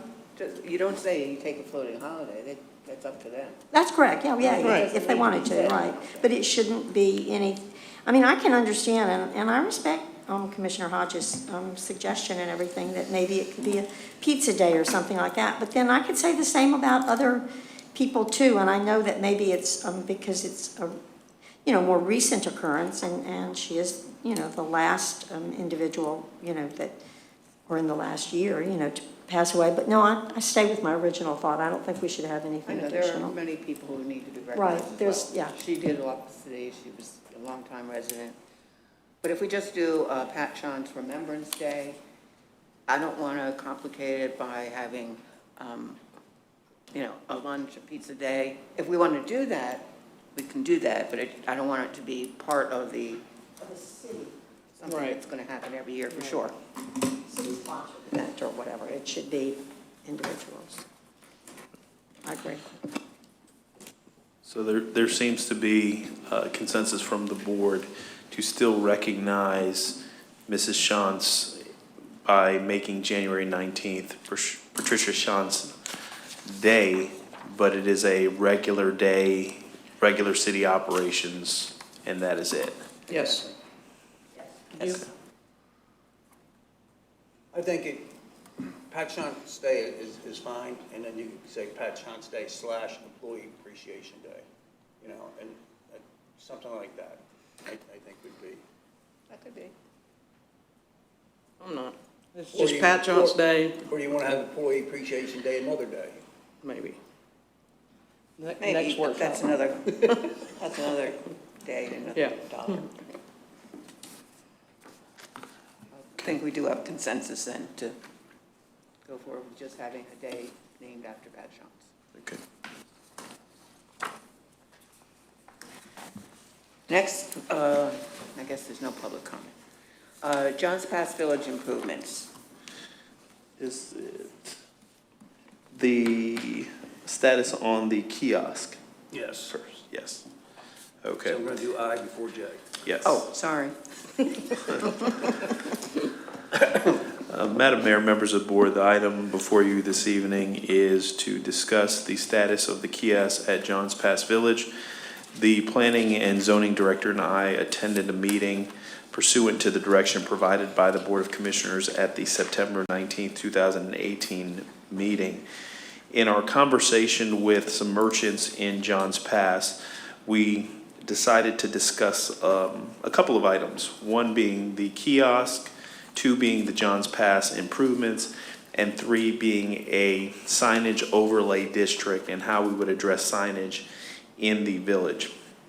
In our conversation with merchants, it was unanimous in the consensus from the merchants that were in attendance that they believe that there is extreme value to a staffed kiosk operation. They believe that the location of the kiosk is optimal as it was a bus stop. So it is centrally located. It helps provide almost air traffic control, for lack of better terms, in what's going on in the past. I recently, today, had an opportunity to see 2 tour buses that came in from Ocala, and the representative from the kiosk came out and was handing out maps of Johns Pass Village. So it furthermore reiterated the point that the merchants were conveying, is that that physical presence has extreme value to them. In conversations, we discussed about the possibility of where would we put the kiosk if that location was no longer in existence. And because of the density that you find in that area and the inability to effectively find property or a storefront that would accommodate that and be able to, in essence, afford it, it was cost prohibitive. One of the things that was abundantly clear by the merchants was their desire to see technology incorporated in the redesign of the kiosk to allow for visitors to interact in a traditional form with face-to-face conversations, or having a situation whereby they can utilize digital media for the purposes of interacting with consumers, putting advertisements, informations, etc. Based on the preliminary architectural design that has been obtained by the building official, we anticipate the cost to make the renovations and improvements to be roughly about $20,000. That is not accounting for the technology elements that would have to be inserted. Staff will be able to provide the board with a little bit more information if that's something that the board wishes to consider. In the event that the board wants to pursue the option to have a staff element in the kiosk, we would have to entertain the 2 requests for proposals that you received from the Tampa Bay Beaches Chamber of Commerce and the Madeira Beach Treasure Island Chamber of Commerce, as those were the 2 entities that responded to the RFP. So staff is recommending that we proceed with making the modifications to the kiosks to make sure that they are ADA compliant and adhering to whatever direction the board has, but being mindful of what the merchants feel is an extreme value to them. One of the things that they did express to us pretty loud and clear is that they want to make sure whomever the entity is that staffs that kiosk is committed to ensuring that Madeira Beach businesses are advertised and marketed first, and that if a visitor comes in and wants to go to Disney, well, obviously they need to send them elsewhere. But if you're going to promote dolphin tours or cruise ship tours, that the opportunities in Johns Pass is priority number 1. And then if those options are not available, then leave it to the consumer to find out some other alternative. So it was a very productive conversation. They were very grateful of the dialogue that staff provided them with, and we are here to answer any questions that the board may have, but based on the conversations with the merchants, they are pretty adamant that they would like to see the kiosks brought up to code, modernized, and there be a staff element there to market and promote and inform those that visit Johns Pass. I have a question. In this meeting, did anything ever come up? I mean, they're always coming to us. What can the city do for them? My question back to them is, what can they do for the pass in cleaning up Pelican Lane? It's just a demolition zone back there. It looks horrible for anybody. And, because people aren't back there other than mainly locals, but still, they should, if we're going to go put thousands and, hundreds of thousands of dollars into the pass, they need to have some buy-in too, to clean up their property. One of the things that I've had conversations with the planning and zoning director is making sure that we look to start enforcing some of the ordinances on the books, some of the codes that are existing and in place, The survey, I would anticipate, would probably be done maybe by the end of week this week.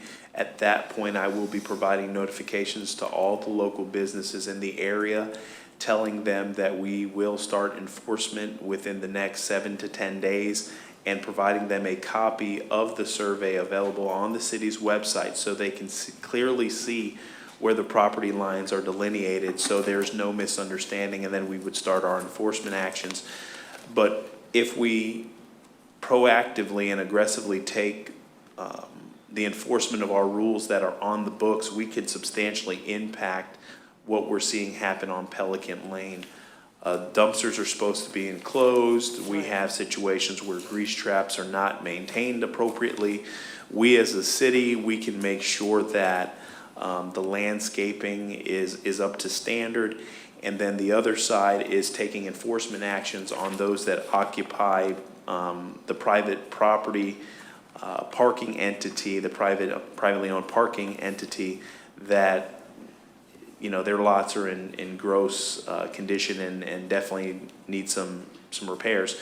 So there's some things that we are going to aggressively do once that survey is complete, and informing folks that we are going to utilize code compliance to address some of the issues we have. Okay. So that's that part. The other side of it's been addressed as well, so. Yeah. How many people or how many merchants, first of all, are there in John's Pass? I don't know how many. I know there's over 103 shops, I believe. Folks that were in attendance, we probably had a group of about maybe 8 to 10 folks, but not everyone is a member of the Merchants Association.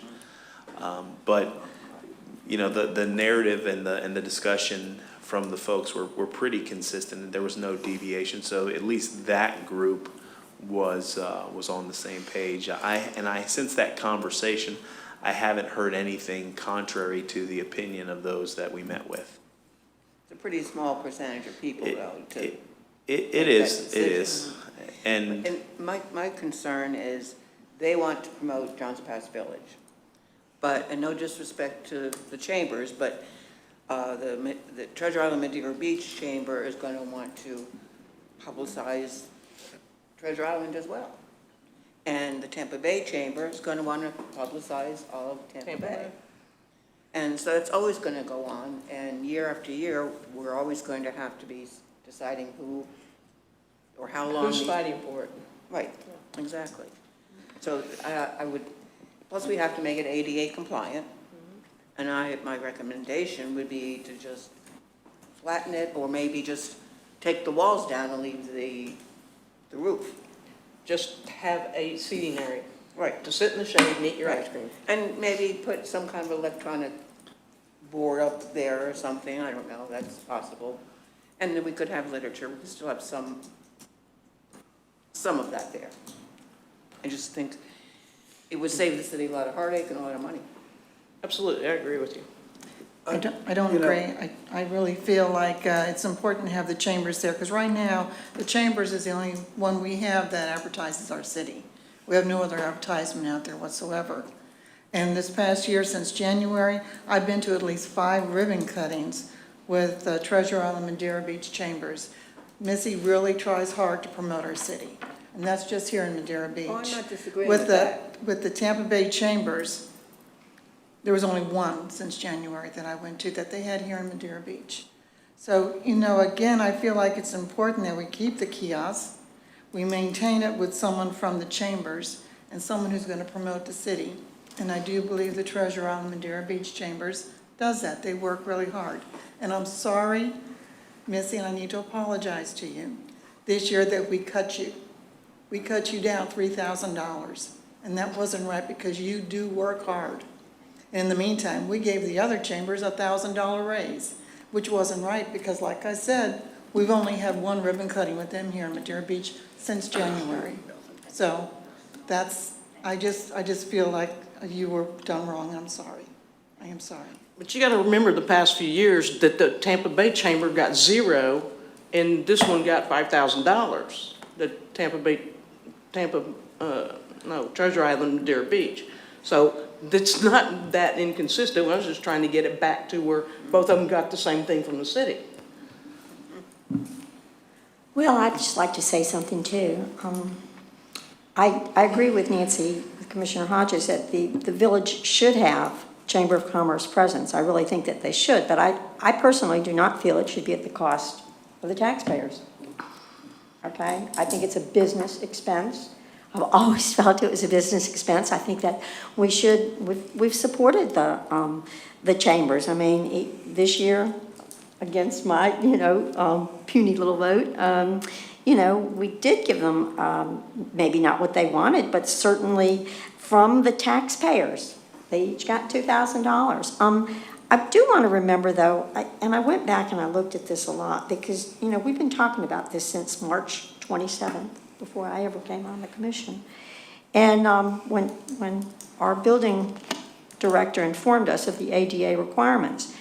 And I guess everybody understands that by now. There's been no rent paid on that building since April 2017. That's 18 months that they've been enjoying. It's only $1 a month, I mean. Well, I'm just saying, that we've talked about it and we've talked about it. 7 months ago was when we started on, whether it should be torn down or not. And I at that point, I did bring up the fact of what I feel is, it's with respect to all the businesses too. They might not look out and see what I see when I'm walking down the street, but in that location, it's just not a safe location for it. It's just, I brought it out before, it's just so close to the street, there's no special curbing. I do want to do a lot of things for John's Pass, and I do. I just don't agree that leaving that kiosk there is going to be the right thing. I further, I guess, think that digital signage and stuff is wonderful, but why would the city pay for that? Why would the taxpayers pay for First off, signage? you can't have it because of the ordinance.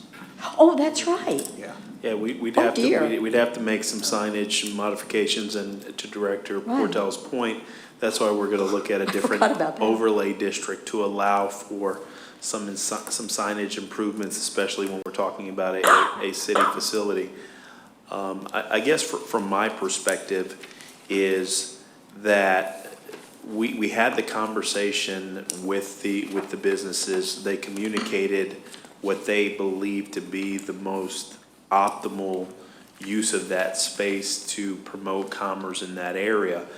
And if we go and we look to make substantial modifications, the unintended consequences are going to affect those businesses. And I think before we make a decision that we want to scrape it, I think it's important for the board to consider to have a conversation with those members of the village in a public forum, because we as staff, we went there, we had a good conversation. They felt that there was genuine movement. It was a facility that the city has consistently owned and occupied for, umpteen years, and we as a city failed to not keep the facility in compliance. If it was in compliance, we wouldn't be having this conversation at this particular moment. And so it's one of those things, pay me now, pay me later. We should have addressed this, I don't know how many years ago, but the businesses really see that as a value. And I would hate for us to look at making drastic modifications without hearing from your business community and in a larger form or fashion than what we did, because it was abundantly clear that they really see the value there. Plus, if we move forward with the proposals, both entities have proffered paying you anywhere from $200 to $300 per month. That is money that you can set aside to effectively pay back what the capital expense is, or you can have a situation whereby you challenge those entities to say, you know what, come up with a capital campaign to make the improvements on the facility for a longer term lease, of course, and that may be something that they may be amenable to. But it was pretty clear to staff that those businesses really wanted to see the improvements occur. So if there's a opportunity, I certainly think that we should have that conversation with the business community. We should also consider engaging the entities, because I've heard from the Madeira Beach Treasure Island Chamber of Commerce, and I've heard from the Tampa Bay Beaches Chamber of Commerce, and both of them are pretty consistent with, they see the value of having a, person there to communicate with folks versus no presence. Because if you go there, it's in some cases a free-for-all. And I can tell you, I saw it today firsthand, how the representative exited the kiosk, had maps in her hand to communicate exactly what was going on. That's extremely valuable.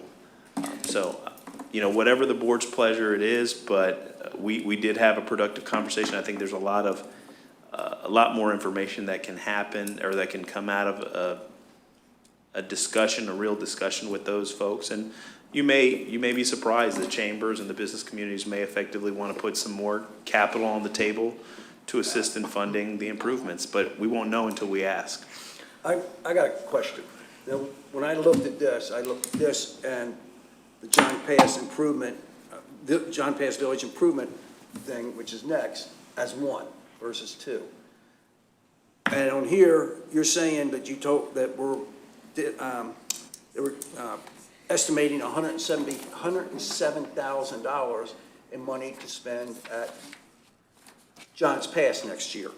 And they gave a list of things they wanted. Why isn't the kiosk on this list?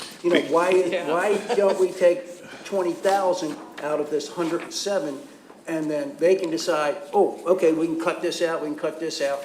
If we're gonna do something, that's the way it should be done. Well, because it was two different conversations, the John's Pass kiosk occurred way before the discussions about the $106,000. So it wasn't an apples to apples discussion. Now, if you're telling me that you want to fuse that together and tell the merchants, well, the board has collectively said there's $106,000 worth of priorities, then I can go back and do that. But that wasn't the direction I was provided. In addition to, I certainly believe that the conversations on the kiosk happened well before the $106,000 allocation. And either way, I think that there is an opportunity to look at a genuine partnership with the business communities on getting the kiosk where we need to get it.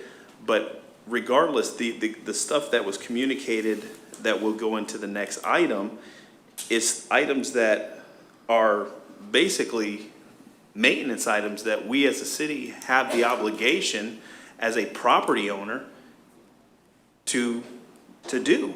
And so, and the same thing I think is with the kiosk. We should have done this a while ago, and now it's all come to a head, and that's why we have the situations we have now. Well, you just said, it's our obligation for these improvements. But then I read down the list, Jonathan, I read internet connectivity. I read, putting these, where was it? The things for the bell tower, okay. Trimming the palm trees, we gotta do that every year. But it was like for the things so people could go up on the boardwalk and look out. Where was that? Oh, the viewing, binocular viewing area. Where is their priority, I guess is what I'm asking. Is it for people to sit there in the kiosks and say, hey, listen, go up on the boardwalk and visit Hooters or visit Bubba Gumps or go to the taffy store or whatever? Would they prefer that, or somebody going up there, go up to the bell tower, go up to the boardwalk and look out on the... And that's why I kept them two separate items, because I didn't want to commingle one versus the other. And they are two different public policy decisions that the board has to consider.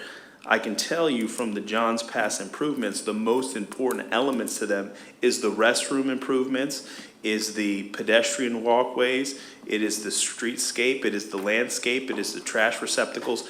They also provided me additional stuff that, hey, pie in the sky, yes, Spectrum, come out here and put Wi-Fi connectivity at no cost to us.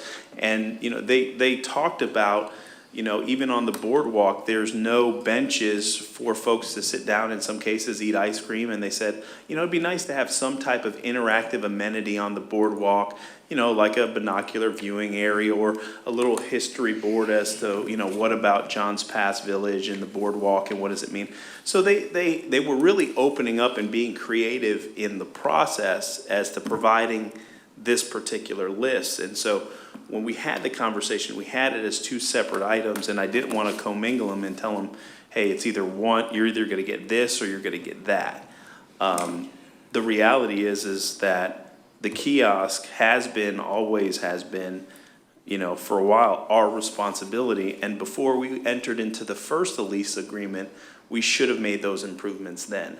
For whatever reason, those weren't done. So to take the money that we set aside for the cosmetic and the improvements to the village, to take that and earmark it to something that we should have done before we decided to outsource that operation, I don't think necessarily that was the intention when we rolled out the first $106,000. I 100% don't agree with you on that last part. That's just going way too far out of the box to not take the money out of the 75. By the way, it is only 75 because 31,000 of that is earmarked for the piling project when that finally gets sorted out. So it's only 75,000. But I just don't think that this list that you got from 10 people out of 103 business owners down there, if we're going to open this up, we need to open it up to the entire pass and not make these people, the other business owners that don't belong to the village association, need to be involved in these decisions as well, or at least have their input into it. Well, there must be somewhere we can poll them or get them to come to a separate meeting. I'm not sure what the venue or how to do that, but. I think both of these should be combined. Absolutely. We take this back to them and combine both of them. I think it should be. I agree. Well, I think that it should be left separately. I mean, I kind of do, because the idea of the kiosk came up way before the other, even though we've been talking about general improvements for a long time. But I guess that nobody in that meeting addressed green space at all? Green space? Green space? What's that? We didn't get into, you know, that level of detail as far as what, if we had to etch out, you know, what the future would look like for Johns Pass. But I think any elements that we can do to break up the congestion and the densities we have there with green space is a worthwhile endeavor for us to consider. But I'm sure if we had the conversation with the merchants, they would certainly support some type of green space. But the biggest thing for them is parking, restrooms, lighting, better signage, landscaping, you know, trash receptacles. And those are the city responsibilities. I mean, we have not paid up to our responsibilities. It's probably since 2002, really.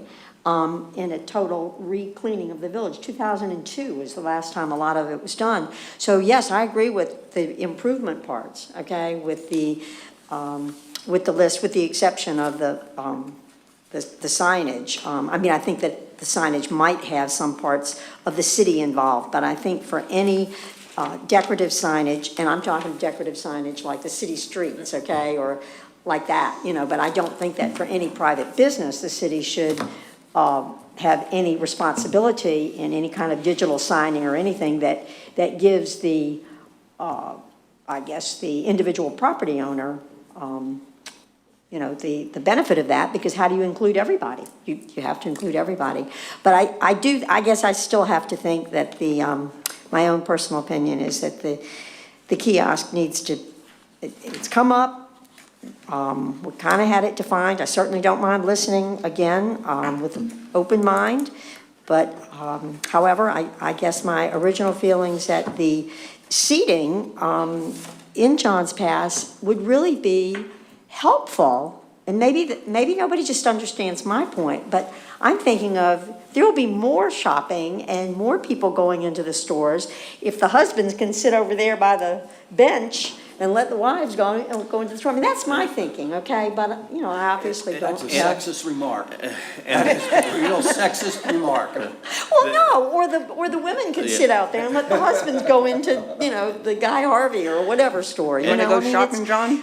And the Okay, new good. elements of the design do incorporate seating around that is covered and those types of things to be able to effectively accomplish the same thing that's happening now. But if it's the board's desire, I will meet and I will have as many meetings, I will discuss it with whomever, wherever, however, to, talk to the businesses about, how we can move from point A to point B. And, I think contractually, you have a situation whereby if you enter into an agreement with some of the chambers, if you're getting $300 a month times 12 months, there's revenue that's being generated to offset what your costs are, and it's a payback. But it's a city facility no different than a restroom facility. It is still our facility, and we have an obligation to either maintain it to what the federal law requires us or decide to make a decision to remove that facility. So if it is the board's desire that you want to have staff go back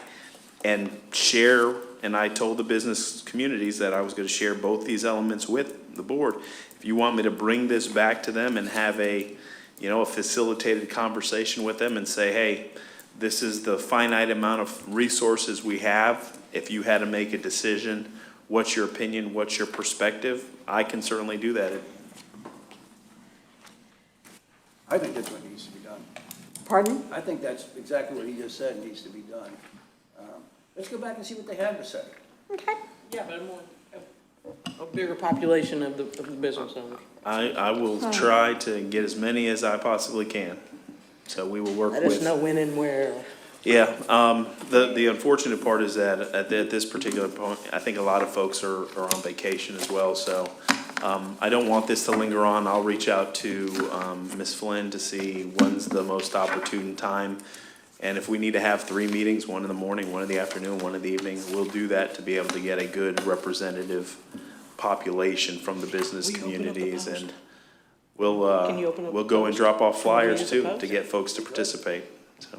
And they don't have to be a member of the association. No. No, We that's, just- No, they should that's just the be whole point, is to everybody. get Yeah. the perspective of Of the other everyone. people, of everyone in the past, not just the village association. Yep. Exactly. Okay, we can do that. Okay. Right, because right now, we're still not collecting anything since We'll use- April 2017, right? And we can use the I back- think we can use Walt the back is room still at getting the VFW. dollar. Yeah, Walt is still getting the dollar. Jonathan. We can use the back room at the VFW. Yeah, I all right. I volunteer that. Okay. All right. Let's go on. You can kiss that horse. That's done. Yeah, really. We're going on? So we have a consensus that that's So, where. yep, how so we it's go consensus, take both those items back to the folks in John's Pass and get their perspective on if we have a finite amount of resources, what are the priorities? And I'll have them put it in tranches, tranche A, these are all the things that you'd like, B, C, and then we'll take it from there. It's a good thing. But Jonathan- It's a good thing that Debbie's not running for Supreme Court after that sexist remark. Probably. But Jonathan, it is, I think it's important for them to know that we do recognize, for all of us, and we can certainly say that to anybody in the village, and I certainly have told everybody, we do recognize that we have been remiss in a lot of these things, and they are city responsibilities. So those are the real foremost things, Right. okay? Yep. Okay. All right, floor is now open for public comment.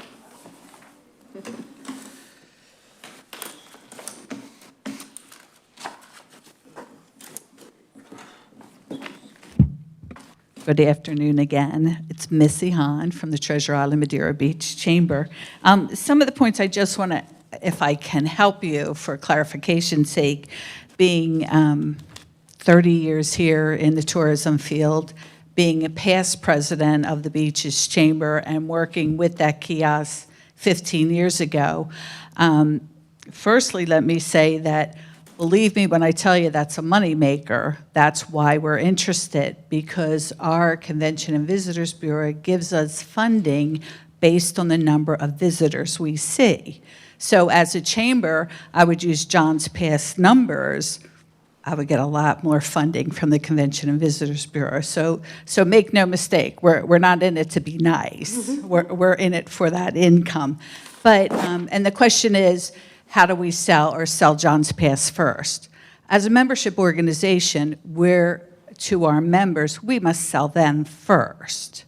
But I don't see why we couldn't have some kind of agreement, or you should ask for some kind of agreement that says that the merchants are first. The Madeira Beach at John's Pass merchants are first. Somehow that should be able to be worked out. And a point where the city is paying for, or the residents are paying for something that is for the tourists. John's Pass has always been known, and my years as a tour rep, and that's where I kind of have an advantage of, I know some of the facts, but John's Pass has always been touted as the #1 free attraction in the state of Florida. So the taxes that Madeira Beach is making is a lot of it from those people who are coming in and shopping, and not the residents. So I think I don't want to say a wash, but I think that you will find that that's why that village is so important to Madeira Beach and to really the entire West Coast in our area. And I want to wish Jonathan a great amount of luck working with those merchants, because I can tell you that not too long ago, I said to Sonny, I want to, contact every merchant. I want to talk to them. I want to get to know them personally. And basically, without quoting her, because I don't want to put words in her mouth from me, but she said there's about 7 businesses that are interested, that are actively working, and the rest just go with the flow. So even to the point where the Merchants Association, I think there's maybe 35 out of 100 plus that are involved. So I wish you the best of luck. I do want to say that I certainly appreciate everything that you do. I, myself personally, and also the Chamber, and we are here to market the Chamber. And in fact, I didn't do a good job about the golf tournament. It's actually the youth groups from Madeira Beach and Treasure Island that our money's going to go to this year. And I appreciate that your acknowledgement, and I don't take it personally. I know that you're first and foremost for Madeira Beach. First and foremost, my job is Treasure Island and Madeira Beach. So I won't tell you that I didn't say things in my mind, but that I don't hold you personally responsible. And if I can answer any questions, like I said, 30 years I've been here, always in tourism. Was a rep for Virgin Atlantic Airlines, worked some of the attractions. So Madeira Beach, Treasure Island are kind of like my babies. Any questions? Oh, but thank you for your comments. Thank you. Thank you, Missy. Yeah, thank you. I think I have a way to get the merchants to attend. I think we need to put out some information. It says city manager is here to talk about tripling the parking fees in Johns Pass Village on this date. I think we'll get overwhelming response. He's taking it to the board. I think that's a way to guarantee attendance. But nonetheless, we will definitely try our darndest to get as many people as we can to attend. Our public comment is now closed for the record, and any more discussion? Nope. Okay. Next we have the Johns Pass Village improvement. Madam Mayor, since we had I thought this was, I Yeah. thought they were combined, it's off the table. and that's what I was just going to say. ask. Yeah, I was going to say, since we already had the conversation, I think that we can put this item on hold until I have the more global conversation with the members of the business community. Okay. Makes sense. One more. Yep. Jonathan, just one point, okay, before we go on to something else. Shouldn't some of these items, for instance, shouldn't we be getting bids, or looking at models, or looking at other communities and seeing how nice their trash receptacles look, or what they've done with their benches Yeah. and stuff, because it's not too early to start looking for that. I mean, the fiscal year starts next week. Yeah, we are going to start putting numbers to those items just to get a ballpark as far as what the costs are going to Okay, be. in landscaping, like checking within our own staff to see, not the actual cost of the bushes, shrubbery, whatever, but that we have the proper, whatever we want, irrigation or what, to start implementing some of this so that it doesn't go on and on, because some of them we really need to start. Thank you, okay.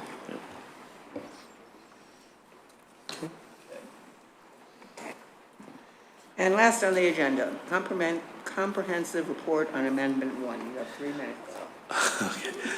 Madam Mayor, members of the Board of Commissioners, on the November 6, 2018 ballot, the state legislature has put an amendment for Florida voters to consider an additional exemption to the property tax system.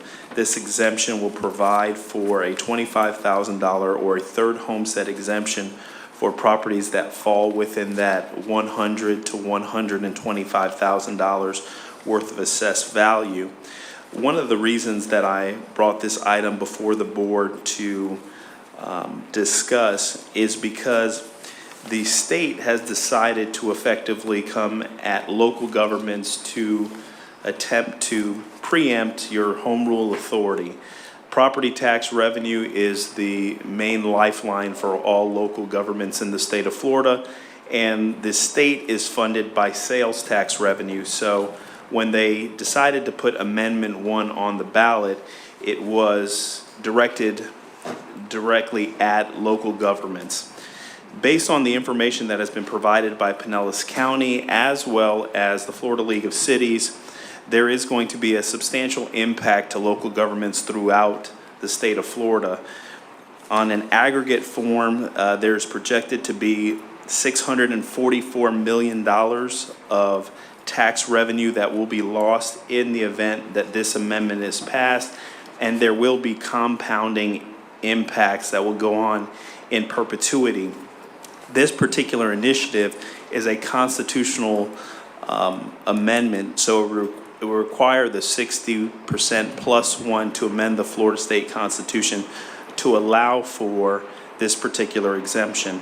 This exemption is problematic because it selects winners and losers. Over 70% of properties in Pinellas County will receive no benefit from this exemption.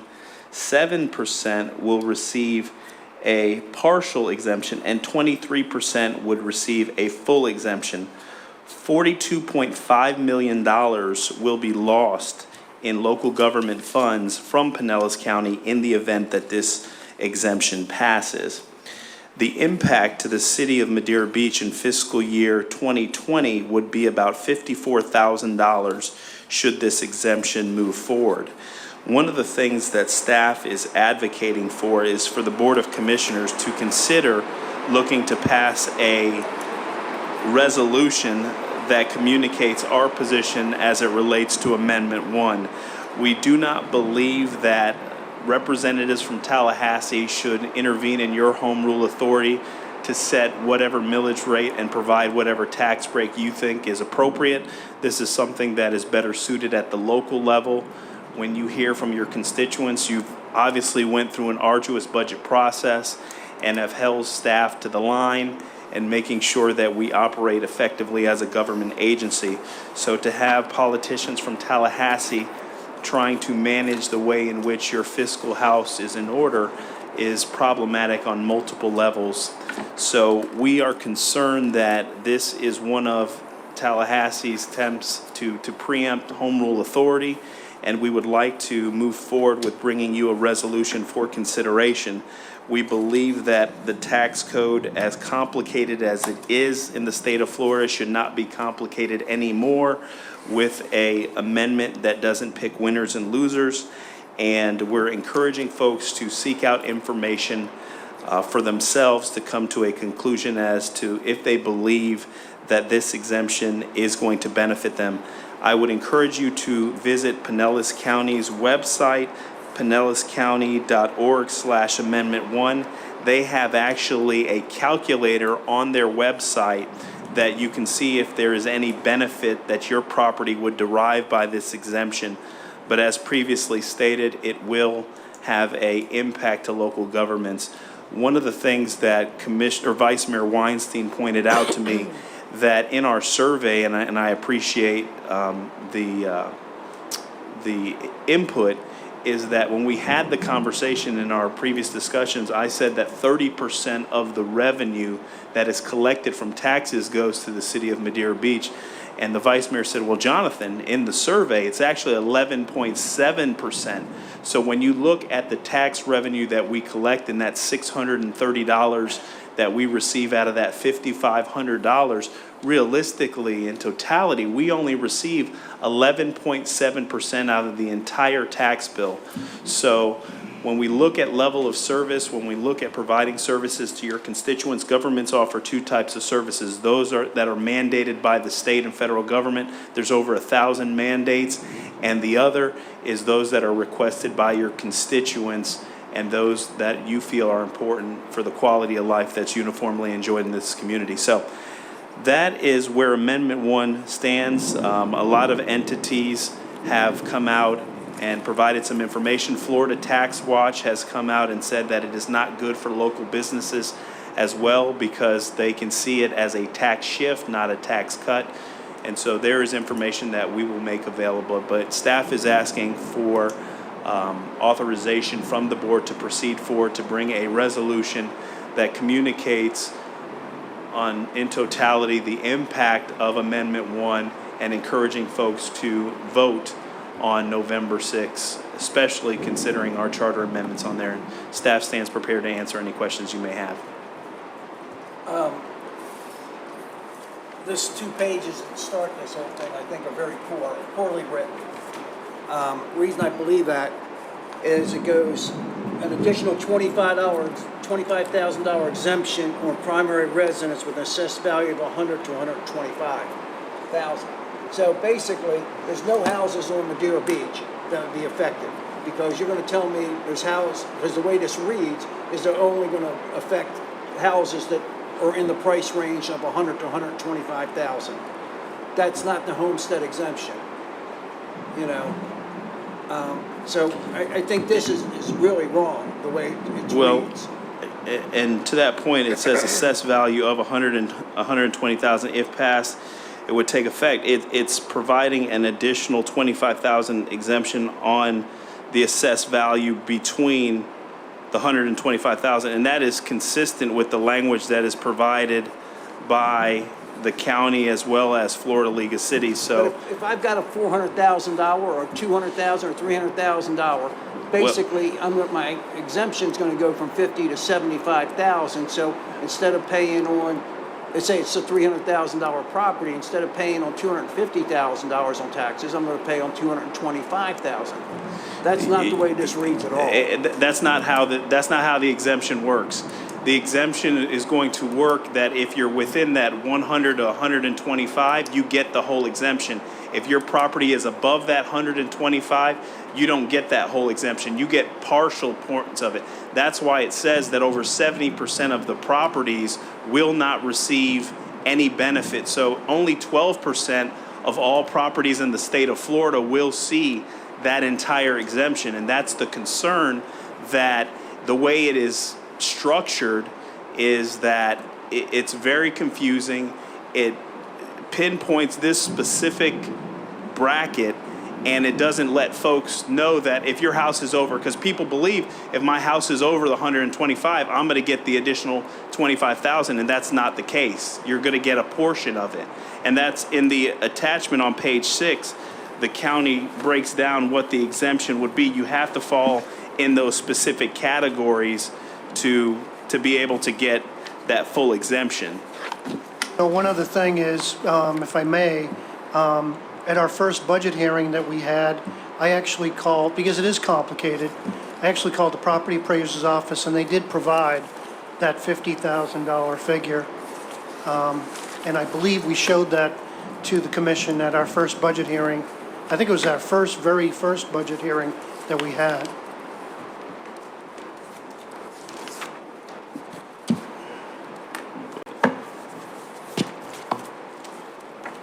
And that's the big concern that we have from the staff level, is that it's not as simplistic as folks may think. Folks may believe that you're in fact getting the third homestead exemption. If you want to see try the third homestead exemption estimator. If you go to www.3hxestimator.org, you can put in your information and you can see how the tool works, but it's realistically tiered to look at the homes between that 100,000 to that 125, and then you'll get, anything above that, you'll get an incremental benefit, but not as much as those that fall within those proverbial sweet spots. Who came up with the $54,000 loss from Madeira Beach? That is from the property appraiser's office and the tax collector. I believe they provided that. So as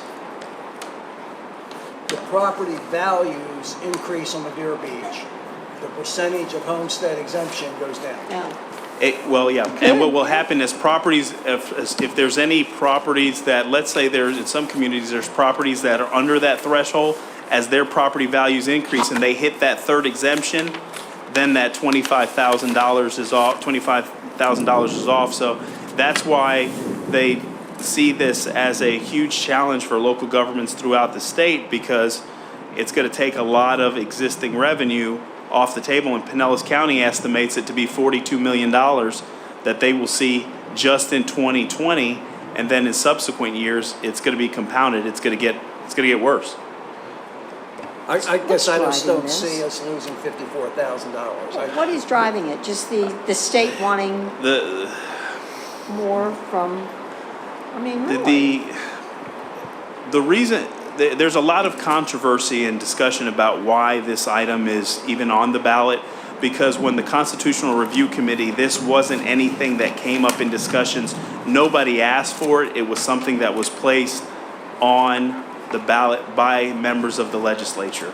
So the rationale behind it, a lot of folks have speculated, but there's nothing that realistically I can grab onto, and most folks can grab onto, why Tallahassee is looking to do that. But again, they're impeding on your home rule authority to,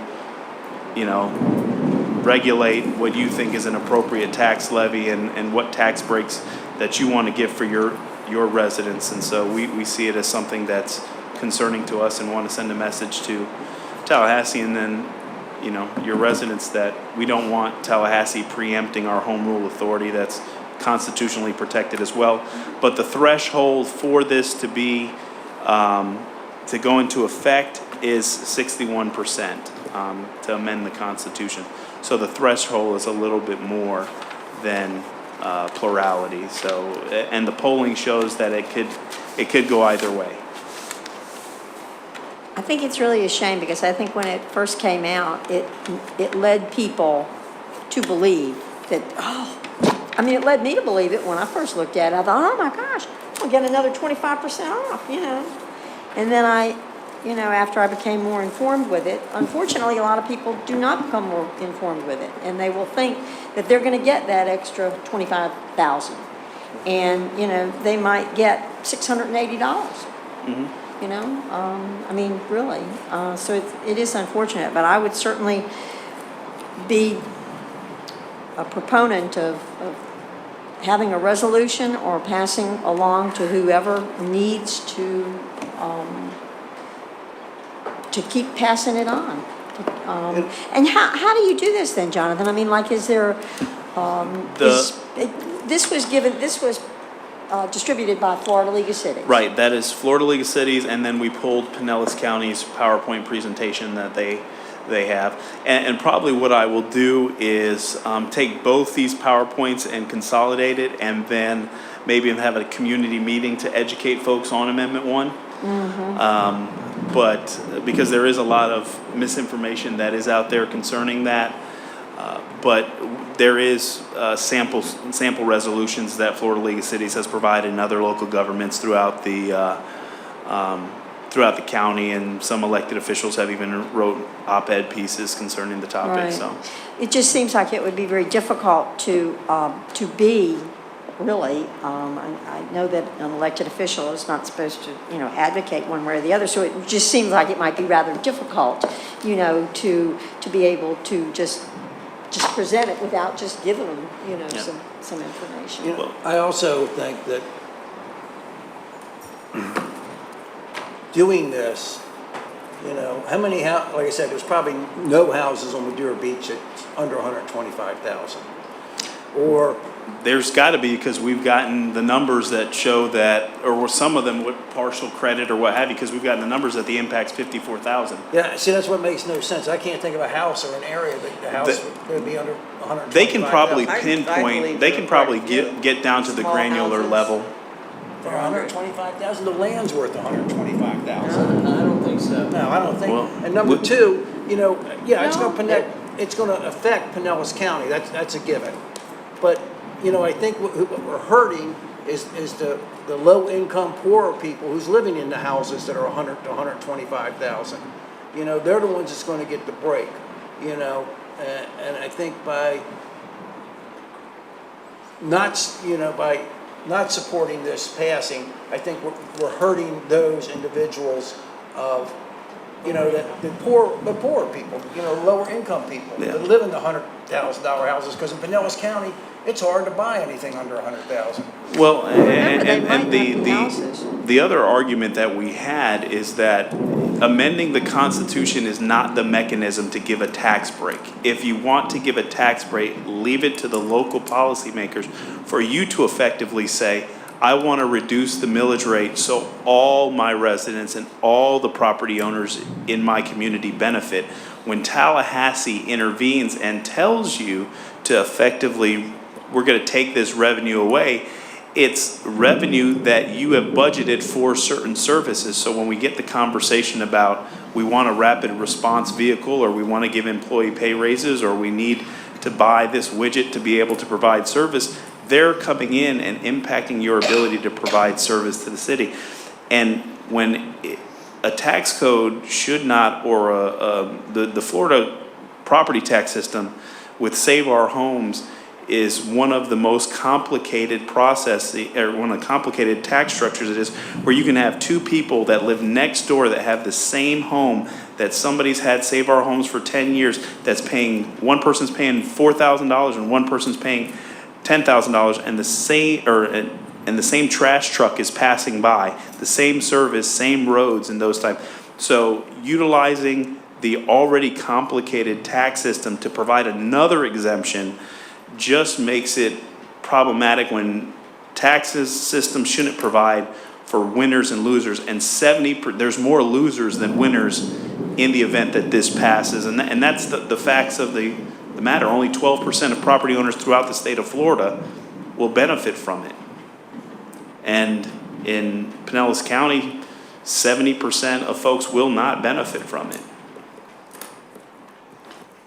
Well, I think too, John, to your point of, different properties that might come under the 100 or 125, there's a lot of, I don't know how much is a lot, but there are very small parcels, okay? Pieces of land that do not have a house on them, okay, that someone is paying that tax on. And I think that But that can't be 54,000. homesteaded, so it doesn't make any difference anyway. It's got to be homesteaded. That's right, sorry. Well, Forget that thought. I think it's good to do You're right, a but I was resolution. pardon? I think it's good to do a resolution. It's just going to educate people. And I think it's to If educate. it's written the right way, that's all we want to do. We're not saying this is right or wrong, but it educates them. We talk about home rule, and Right, and everybody even has if to do what, even if they're not affected, people need to know what they're trying to do. right. Yeah, it's another tool. Okay? Do we have a agree. consensus on that then? Good. Okay. Any public comment? Public comment is closed. Go ahead. We're adjourned at 6:03. Maggie, will you go out to my car? I got my